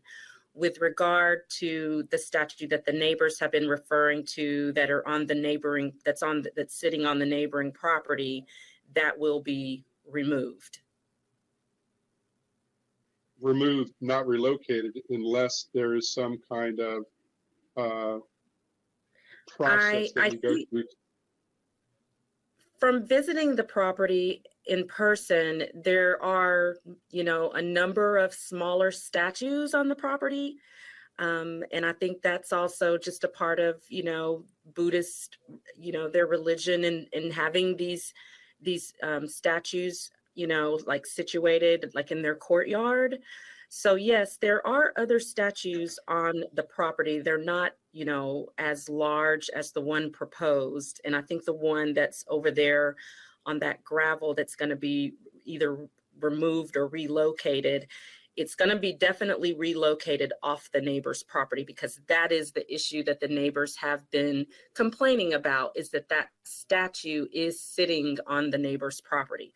So to the extent that that is happening, that will be resolved, and we will reach out to the neighbor and we will coordinate the removal of that statue off the neighbor's property. Whether it will remain somewhere else on the property, I don't know, but I don't think it would be prohibited. Again, it's a smaller statue, and then there's other even smaller ones out there, and I think those will remain in some capacity. I want you to understand, those of you But that hold on, the 15th. Miss Williams, we've closed the public hearing, so you've had your question, but I need to maintain the order of this. Right now, where we have the applicant who's under rebuttal. So if you could hold off, and I want to continue with Ms. Scudder, and we're certainly, I have questions about this, and some of this is with staff about what's within the purview of the detailed site plan and what we're approving here. I want to get some clarity around this. But Ms. Scudder, we're still with you under rebuttal. Thank you. So I think I have addressed the statue that the main statue proposed under this detailed site plan application, which does not currently exist on the property, is the 28-foot Buddha statue that will be nestled within the courtyard. Now, there is an existing statue out there that apparently is on the neighbor's property by a couple of feet. That's going to be relocated. It's not it's not as large as the one that's proposed, but it is a statue that they currently use for now. So again, for now, until their new Buddha statue is in place, they do want to have that smaller one on the property somewhere. They're not sure yet where they're going to relocate it to, but it will be moved off the neighbor's property. And so with that on the Buddha statue, I'll just move to my conclusion, which is, that the applicant is respectfully, requesting approval of the detailed site plan application with the proposed 28-foot statue. This statue is very much a part of the proposed temple's religious practice and their religious beliefs. I think that Ray Lupa is very clear that a regulation that restricts something that is so intricately a part of their worship and their prayer should not be messed with. And so I think we have to be very, very careful here and respectful of their religion.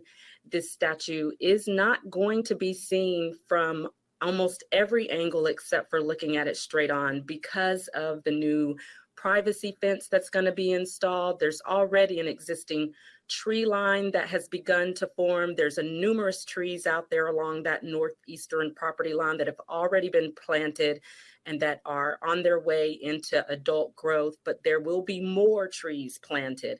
Like I said earlier, there will be a couple of more evergreen trees, very tall shade trees. And once those trees are fully grown, and in addition to the privacy fence, again, I think that statue will be well screened from not only the neighbors that live along Snowden, because the actual temple itself is what they will see when they look out their windows, is they will see the building, which will hide the statue behind it. The properties that are sort of on the northeastern, the rear side of the temple, those properties will also be protected from view of the statue once the fence is installed and the trees are fully grown. And then again, I don't want to be repetitive, but it just seems to me from looking at all the elevations that there's only one elevation where you will be able to actually see the Buddha statue, and that's if you're driving down 197 and you look to your right, and it's going to be all the way on the back end of the property. So I don't think it's going to be, as sensational as has been described. I don't think it will be as visible as, has been alluded to. But with all of that said, we ask for the planning board's approval. And with regard to condition X, we would be, the applicant would be happy with either condition that has been proposed, which is either to delete condition X entirely or add some language that says that the plans and elevations will just simply need to be updated to reflect the new 28-foot proposed height. So with that, I will close out my presentation. And thank you all very much for your time this afternoon. Thank you, Ms. Scudder. So we've heard from the applicant. I will close the public hearing portion of this. Commissioners, it's us for deliberation. We may have questions too. If I can start, I actually have a question for staff related to what piece of these statue monument, whatever we're calling them, approvals are pertinent to the detailed site plan. Another question I'm going to have in addition to that, and this may be for you, Ms. Coleman, if you could talk a little bit about this definition issue related to monument, statue, help clarify a bit this for us, because I think you'll help us make sense of how staff came to their decision as well. But let me start with you, Mr. Shelley, related to what we're looking at with the detailed site plan. This other Buddha statue, does it get to go anywhere? Or is that something subject to our approval and detailed site plan? Yeah, good afternoon, Mr. Chair. Again, this is Andrew Shelley with the Urban Design section. The detailed site plan only indicates that one statue is shown on the property, on the subject property that would be part of this detailed site plan and part of this approval. There are other statues and figures. If you'd like, I can direct staff to the specific rendering that was submitted by the applicant that shows these additional figures. There's also some additional columns that were shown in this rendering. Those are not on the detailed site plan and thus cannot be approved today by the board. That would be subject for a different approval. The only statue shown on the detailed site plan that has a site detail is the previously 31.5-foot, now 28-foot tall Buddha statue. So that 15-foot statue that is not on the applicant's property, if the applicant wished to relocate it to their property, that would likely require a additional approval and an amendment to the plan if approved. Is that based on a specific height limit? Like if it were a 2-foot statue, it wouldn't matter. If it were a 11-foot statue, then it matters. I mean, is this gray area, or what are the rules and regs around this? I would defer further to Mr. Hurlbert about the rules and regs of specific statue sizes. Typically, we ask for details, though, for any freestanding objects that would be shown on a property. Thank you for that, Mr. Shelley. Mr. Hurlbert, you have something to add on that? I think it would depend on the case, but we can go back and look at that specifically in this instance. But for a religious property or any property that's coming before us for a site plan, we ask that all improvements be shown on the plan. And in this case, in particular, those statues, should be shown, and we're noting that because what we've seen in the illustrative drawing. Otherwise, the requirement for a site plan or approval of a statue in a residential zone sometimes can come to us through DPI as an enforcement issue, and they look to the code to make those determinations. Thank you. That helps answer that question for me. Mr. May I ask a follow-on to that? Please. Especially Mr. Holbert, because the applicant has indicated that they plan to relocate a statue that is not currently as part of this DSP, and that we would likely have to review and consider that. Does that mean we approve this Are we in a position to even approve this DSP because it's not been relocated or not being considered at this point? You can take a couple different paths. You can condition that the statue be shown to be in conformance with the code on a revised site plan, or you can ask that an amendment be filed to show all the statues on the site plan, or you can simply, narrowly define your approval to the one statue. Thank you very much. It's very helpful. And then I had the other question, more of a request of Ms. Coleman, just to sort of clarify how we're making, because there were some questions about definitions that came up, and I think it'd be helpful for council to weigh in on that. So Ms. Coleman, if I could turn it to you. Thank you, Chair. Delisa Coleman, Senior Counsel for the record.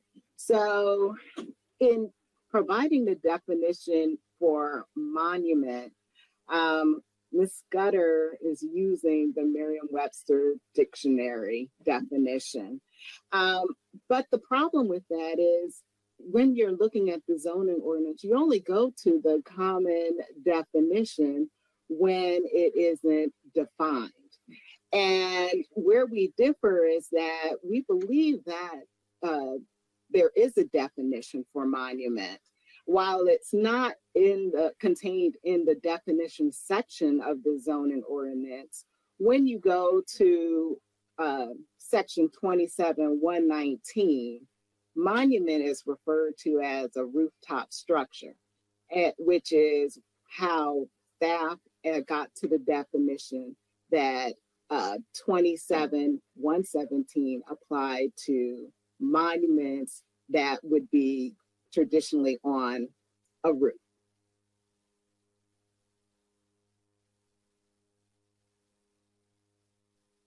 So where does that leave us in terms of staff's interpretation? So staff's interpretation would be that a ground-mounted statue would not be considered a monument in relation to the definition of how monument is to be treated within the zoning ordinance. And hence the decision to recommend to interpret this as an accessory structure. That's correct. Okay. All right, that's helpful.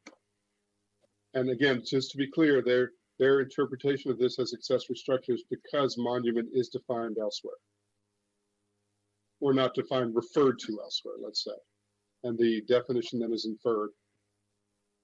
That's correct. Okay. All right, that's helpful. Thank you. That's all the questions that I had. Commissioners, other questions you all have? Thoughts, reactions? I do. And I can't reconcile or resolve in my mind this other 15-foot statue. And Ms. Scudder, please, if I misunderstood what you said, but in your discussion around that statue being relocated to someplace else on the property, you indicated that it is the statue that is currently being used for religious purposes by the temple. Yet your argument with regards to the larger statute, or it's a statute or accessory dwelling, whatever we're going to call it, is that they needed it for religious worship purposes. So my point is, how do we get to 28 feet as a need when what we currently have is 15 feet and that's being utilized?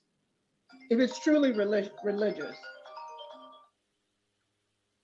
Well, I guess what I would say to that is that, this property right now is developed with a single family home that Master Vido resides in. It is not officially a temple yet. I mean, that is what is before this body, is to approve the property for use as a temple. And so, right now there's only a single family dwelling on the property, and that is the use that is allowed there at this time.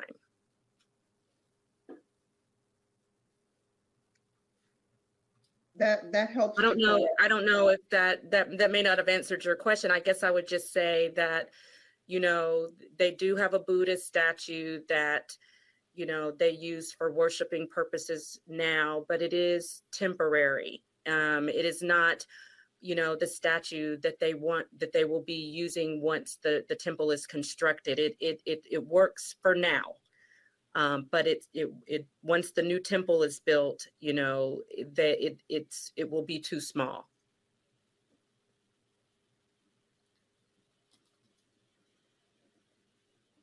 I'll noodle that for a moment. Thank you for your response. I'll see if my colleague has any comments. I may have some more. Thank you, Mr. Chairman. Mr. Joyner.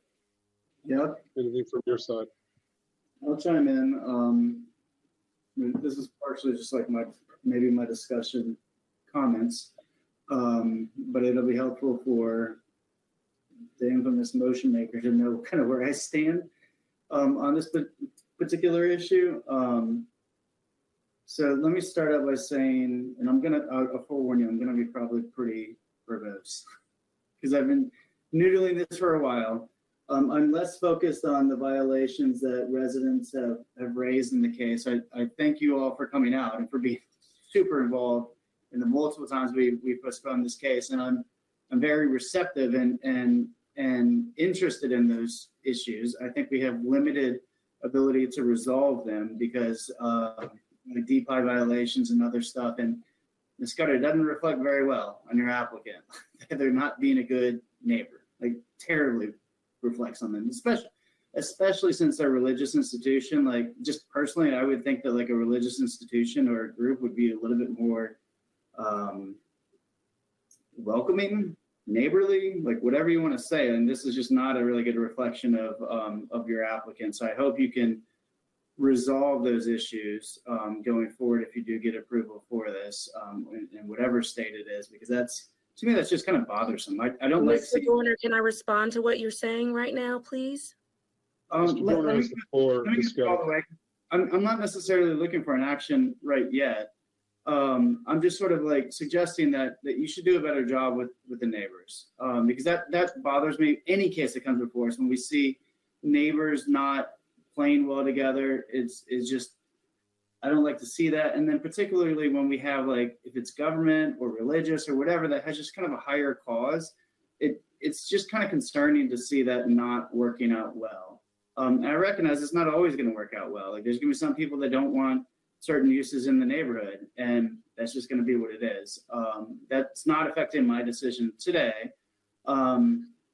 In terms of what I think we should potentially do going forward for the motion maker, I think on the option on the statutes, my personal preference would be that we have an amendment be filed to show all the statutes. I'm not interested in dealing with this conformance issues and putting more in that way. I would just like to see them all there on the map, assuming they're already in conformance with whatever is supposed to happen. I don't think we should only push this forward with just one statute kind of in there.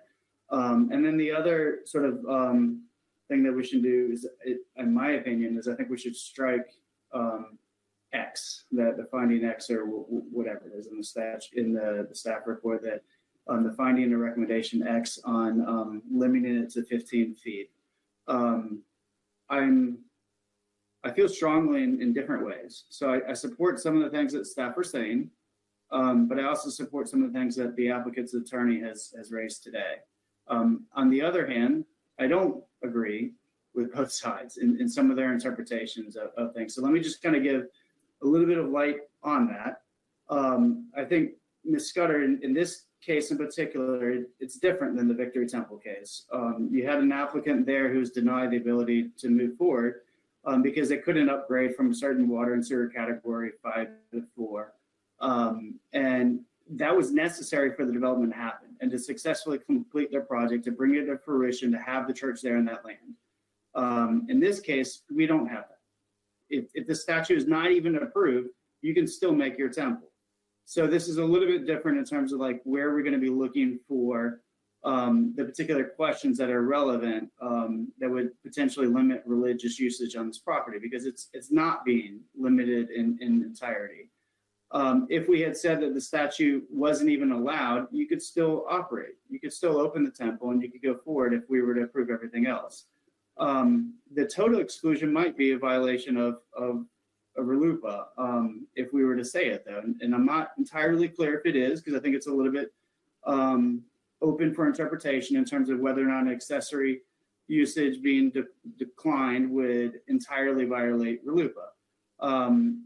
The restriction on the statute's heights could even be, even if we didn't totally say you can't have any statute, if we restrict some of the heights, that also might be a violation of sort of unreasonably limiting the religious assembly practice, congregation, structure kind of things that are outlined in DOJ materials and other places online, and in other cases as well. And that's really what concerns me, because that falls within our county's jurisdiction.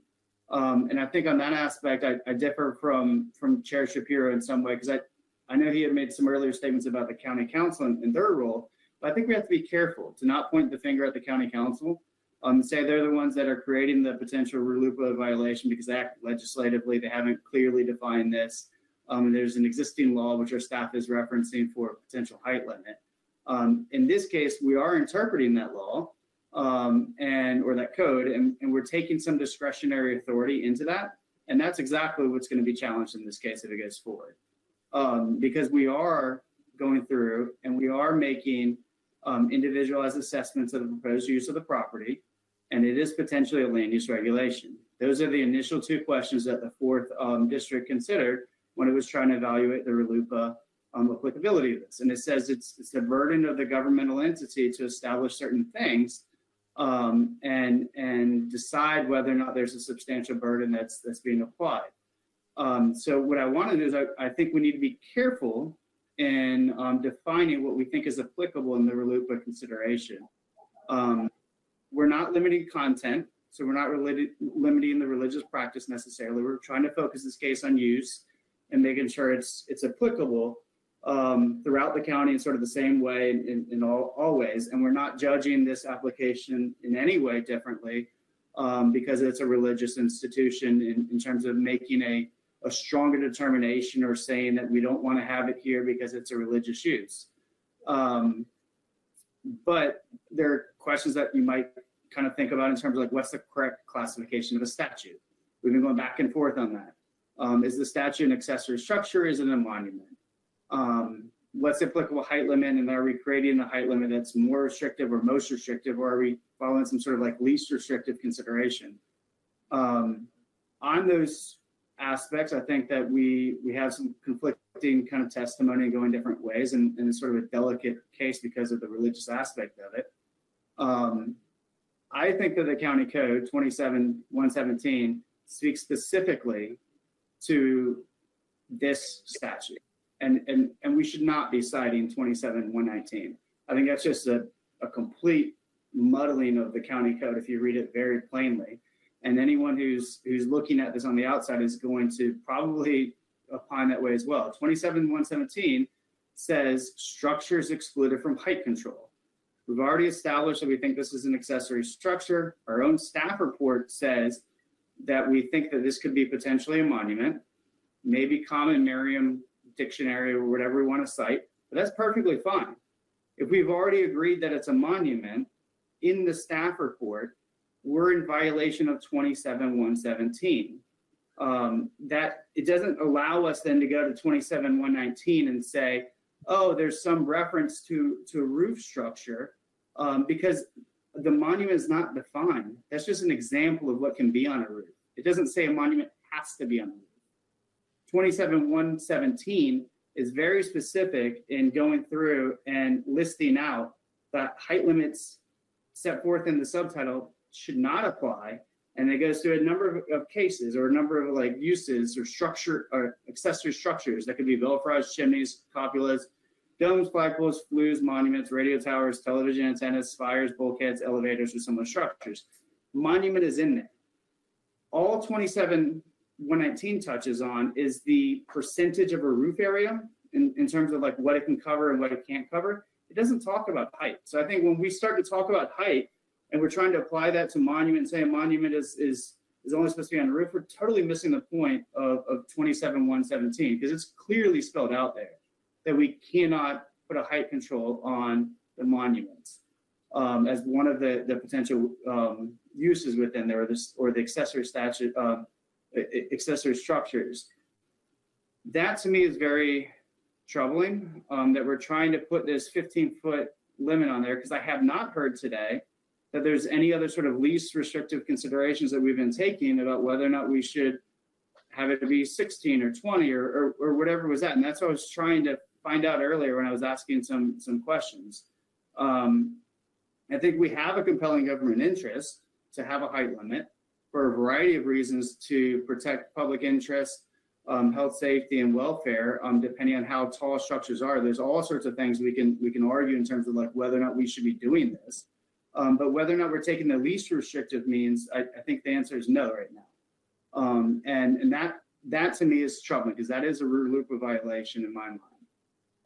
And it is our obligation to avoid this. Regardless of our writing the laws, if we are applying them and interpreting them, we fall within that authority of having to be careful as a government entity. So my suggestion is that we strike X and we go with the 28-foot proffered height that the applicant has offered to go with. In that case, we're not restricting this, and we're not going to put ourselves in any hot water about whether or not we want to interpret monument differently than Merriam or some other source. And I think we should steer clear because Ms. Scudder has a clear-cut case for a RLUIPA violation in my mind if we keep X in there. And I'm going to vote against any motion for that because I think it is a violation. And I would not support that going forward. But if we remove X and we put in the other condition about having an amendment be filed to show all the statutes, I think then we're careful, we're giving due consideration, we're exercising our authority appropriately, and it would be great if the county council could actually define monument in the code and help out a little bit more. But in the meantime, while we're trying to do our jobs, I think we're staying within our own appropriate bounds. So let me stop there. Oh, no, don't stop now, Mr. Joyner. There's my monologue for today. I had to say something. You know I would. It's like it didn't even take all that for you today. We're very much aligned. And I would like to say that, especially as it relates to your initial comments about being neighborly, that gave me a whole lot of heartburn as well, for very much the same reasons as my colleague stipulated. And I believe it was Ms. Price, if I'm not mistaken, the president of the South Laurel Homeowners Association, who asked, and if it was not her, I'm sorry for incorrect attribution, but I would encourage you all to be in touch with our staff because a number of the things that were shared, and we're not here to pass judgment, they're not within our purview or scope of what we can do about them, but we can certainly point you to the right sister agencies so that some of these things can be addressed. Because some of what I heard and what was described are clear infractions, if in fact that's what happened. So I would just encourage you, Mr. Shelley or Mr. Balazs, who's on somebody, or just reach out to Mr. Shelley and he can put you in touch with the right person, because there are agencies within the county who can help you all along with that. But it was quite unfortunate. And I also have to say, I'm sorry.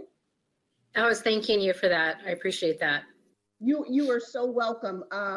And I guess for me, kind of a double down on the not being good neighbors, more than a couple of people said that the statute had already been ordered and was already en route. That is pretty presumptuous. And it just, you know, it flies in the face of exactly what we're talking about. I mean, it's clear that the neighbors don't feel good about the relationship, when the relationship being a strong word. But Ms. Scudder, you and your client should really be thinking about that, because my comment to Ms. Price was essentially, we're going to help them find the appropriate enforcement agencies to make sure that these issues are addressed. So they can either do it the good neighborly way or have to deal with the consequences of not doing anything. And I'm right there with you, Mr. Dorner, in terms of the amendment. I had already made a note of that, which is the direction I'd like to go. And I think because the 28-foot is a proffer, we are well within our rights to do that as well. So, okay, Mr. Chairman, you're probably sick of hearing from both of us by now, right? To the contrary, I think this was super helpful for me. You know, well articulated. I don't disagree with anything that I've heard. I mean, maybe the only thing is, and it's for another forum, is the whole RLUIPA interpretation. But you know, we may have a friendly disagreement about that, Commissioner Dorner. But I think we're ending up, regardless of that, we're ending up in the same place on this case. And I do agree that, out of abundance of caution, this is probably the cleanest way to do this is to accept the 28-foot proffer, because that's a proffer. This issue around the other statue and where it's going to go, I mean, some of these are just, so much of this is just going to be out of our purview. So much of this is going to be enforcement issues. And, you know, if I were living next to it and I had these kind of frustrations, you know, I'd be annoyed. I'd be pissed. And, you know, unfortunately, we work with what we work with in our role. And, you know, we cannot force folks to be good neighbors. And again, it's not for me to judge, because I don't have the whole story. I'm hearing the interpretation through the dialogue of the public hearing, which is, you know, not a perfect dialogue by any stretch. But the short of it is, in terms of deliberation, I'm happy to wrap up this deliberation, and I would encourage us to take action on this, to approve staff recommendation with one change, as you both described, which is to remove that, I forget the one that we're talking about, but shortly to remove that condition and have it be simply a proffer for a 28-foot statue. And that would be my suggestion. I think it's aligned with where both of you are. 1X. So, yes? Yeah. All right. Yeah. So if with that, we wrap up the deliberation, and I would look for a motion. Mr. Chairman, I move that we, I'm sorry? I was just going to ask Chair Shapiro, are you fine with the amendment to be filed to show all the statutes as well, or were you sitting on the other statutes?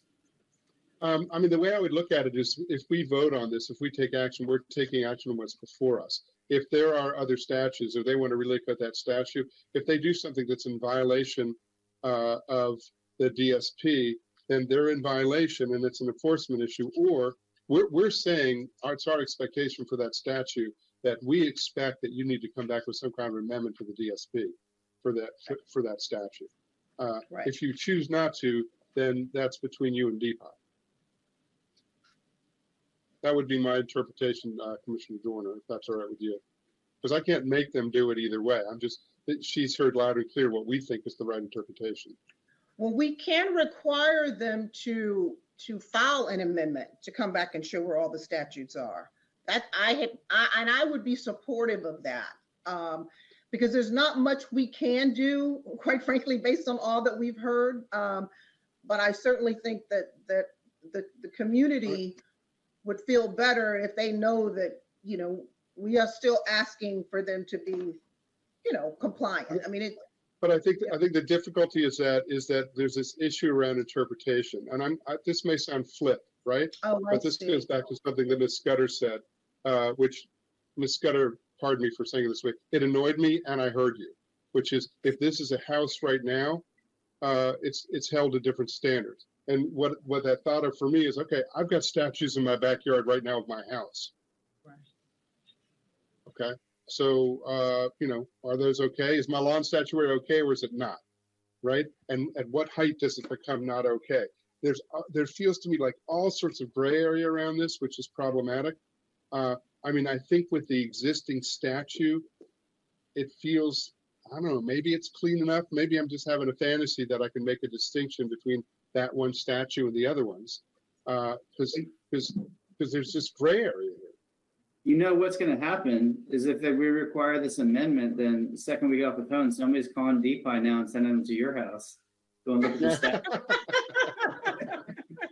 Just don't touch my birdhouses. That's all I ask. Right, but I think this is the problem with if we go too far down this road. And maybe Ms. Coleman, just thoughts, or Mr. Shelley, anything that you want to, or Mr. Hurlbut, anything you want to weigh in around this to help us formulate how to proceed with this, because I think you hear the direction. I'm not disinclined to go down that direction if we can do it in a clean way. Yeah. Any thoughts, Mr. Hurlbut, Ms. Coleman, Mr. Shelley? Are you as muddled around this as we are? No, I would agree. There is a number of factors that can play into the determination of when a structure needs to be shown on a site plan, at what degree, especially if we're talking about a couple feet of a statue. Obviously, I think the 15-foot statue is a little bit different, but I agree. We can choose to have enforcement take it on, or I think being proactive puts the applicant a little bit at a disadvantage. If they weren't going to retain any of those statues, then I guess they don't have to provide the site plan, which would also be an option.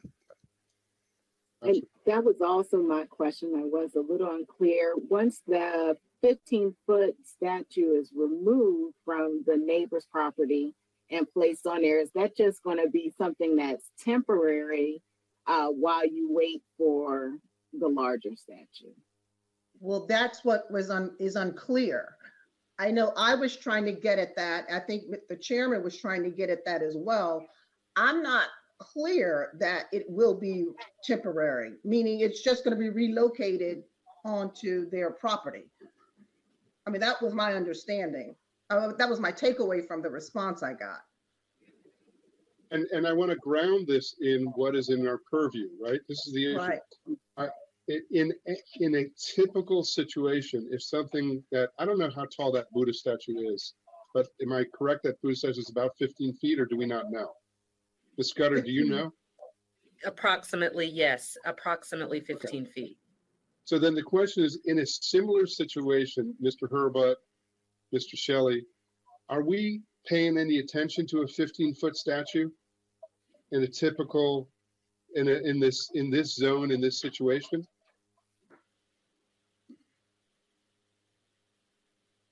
Maybe you can clarify the question for us. What do you mean by paying attention in terms of a site plan? Would it show up on the site plan? It should. Okay.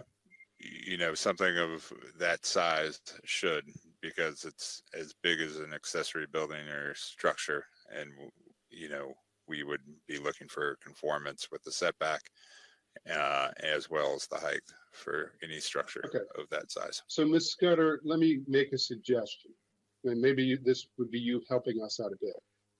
Can you proffer that 15-foot relocated statue will be done through a revised site plan process, so that there's some boundaries around where it's going to go?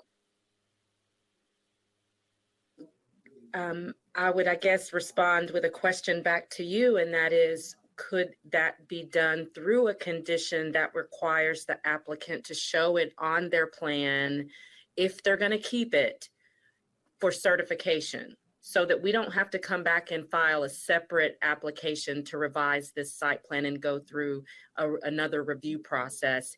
If they decide they want to keep that 15-foot statue on the property somewhere, then when we go through certification, we have to show it where it's going to be located at the time of certification. That feels like a reasonable compromise. that feels like a reasonable compromise to me. There's some guardrails around that. Mr. Dorner or Ms. Washington, does that feel okay to you all? Yeah, I'm fine with that. That seems like a least restrictive means to me, so looking good. Okay, so let's include that as a condition that's proffered by the applicant. Is the language around that clear, Mr. Shelley, Mr. Hurlbut? Were you talking about Miss What? Oh, you were talking about the other Miss Washingtons, because these Miss Washingtons, No, we don't this- agree with that. Okay. I know, no, but this, Ms. Washington, I'm sorry to say we're under deliberation, so no problem weighing in, but this is for our Ms. Washington. Ms. Coleman, do you have any concerns about that condition being proffered by the applicant? Not a concern on the condition in general, just making sure that it's worded so that it shows that not only is it placed on the property prior to certification and shown, but that it is shown in a manner that is consistent with any applicable zoning regulations such as setbacks. Okay. Right, and I think that hear you loud and clear, right? That's what it will need to say to pass muster with our team and ultimately with enforcement. So I'm with you. Mr. Hurlbut, Mr. Shelley, good enough? Yes, I believe so. So we're going to ask that it be shown on the certified plans, and we'll determine code compliance at that time. Right. That is shown in the certified plans, and to Ms. Coleman says that it meets all the requirements that you would expect something of that size to meet in terms of setbacks, et cetera, et cetera. Agreed. And just for clarity in the record, that would be condition 1V, like zebra. Well, Okay. I was going to add, I was just- going to stipulate in the motion that staff would work with council on ensuring the appropriate language as well as placement. So that way you don't have to lock yourself in right now, but I think the spirit of the discussion is, I hope that it's clear. Yeah, no, that's helpful. So adding that to the motion is fine. I've got one other issue actually that we're thinking about it. A number of folks who testified about the trees that were being suggested, the screening trees. And, you know, this is an issue for all of us, right? This is not news. But if screening trees are brought in that essentially aren't going to be screening for another 9 years, you know, that's an annoyance. Oh, yeah. So I don't know, Ms. Scudder, I don't think you have your landscape architect on the line with us. I assume you don't. But is there any kind of proffer that can be made around the size of the trees that are installed? Even though I know that there's additional expense associated with that, but I also know from lots of experience that for a little bit more money, you can buy larger trees on the site. Understood. Yes. Okay. You know, I don't want to speak for the temple, but they're all here right now. And I personally don't have a problem with that condition, but is anyone from the temple, you know, does anyone object to what Chairman Shapiro just requested, which is that? And know that it will cost you more money, but I think it's the right thing to do for the neighborhood. And I If guess there I are would no also staff, it's condition 1W5. So The screening staff, I'm sorry. related to Yes. screening is 1W5. Yes, 1W5. And I don't know, does staff put in a height or somehow we can say or codify what you're saying, Mr. Chairman? I mean, it could be a slight revision to that condition. That's what I'm saying. No, thank you. Mr. Hurlbut or Mr. Shelley, is there some history behind this that you could help us with? Is there language that can be put in around tree height for the initial installation of trees related to screening? Any advice you could give us around that? I believe usually tree size is determined by caliper by our landscape manual. So if the board wants to specify a specific height, that may be something different, but that you could do that within condition W5 if you're requesting that a minimum of a 15-foot tree be provided or 10-foot tree. Yeah, I think that would be appropriate. I don't know enough around what the view shed is to know what height would be appropriate, but yeah,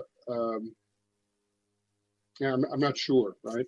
Or you can have it, up to the determination of urban design, and we can work with the applicant to find what would be most appropriate. Yeah, the goal is that the trees that are installed are of the appropriate height to provide screening, on day one. Yeah. Understood.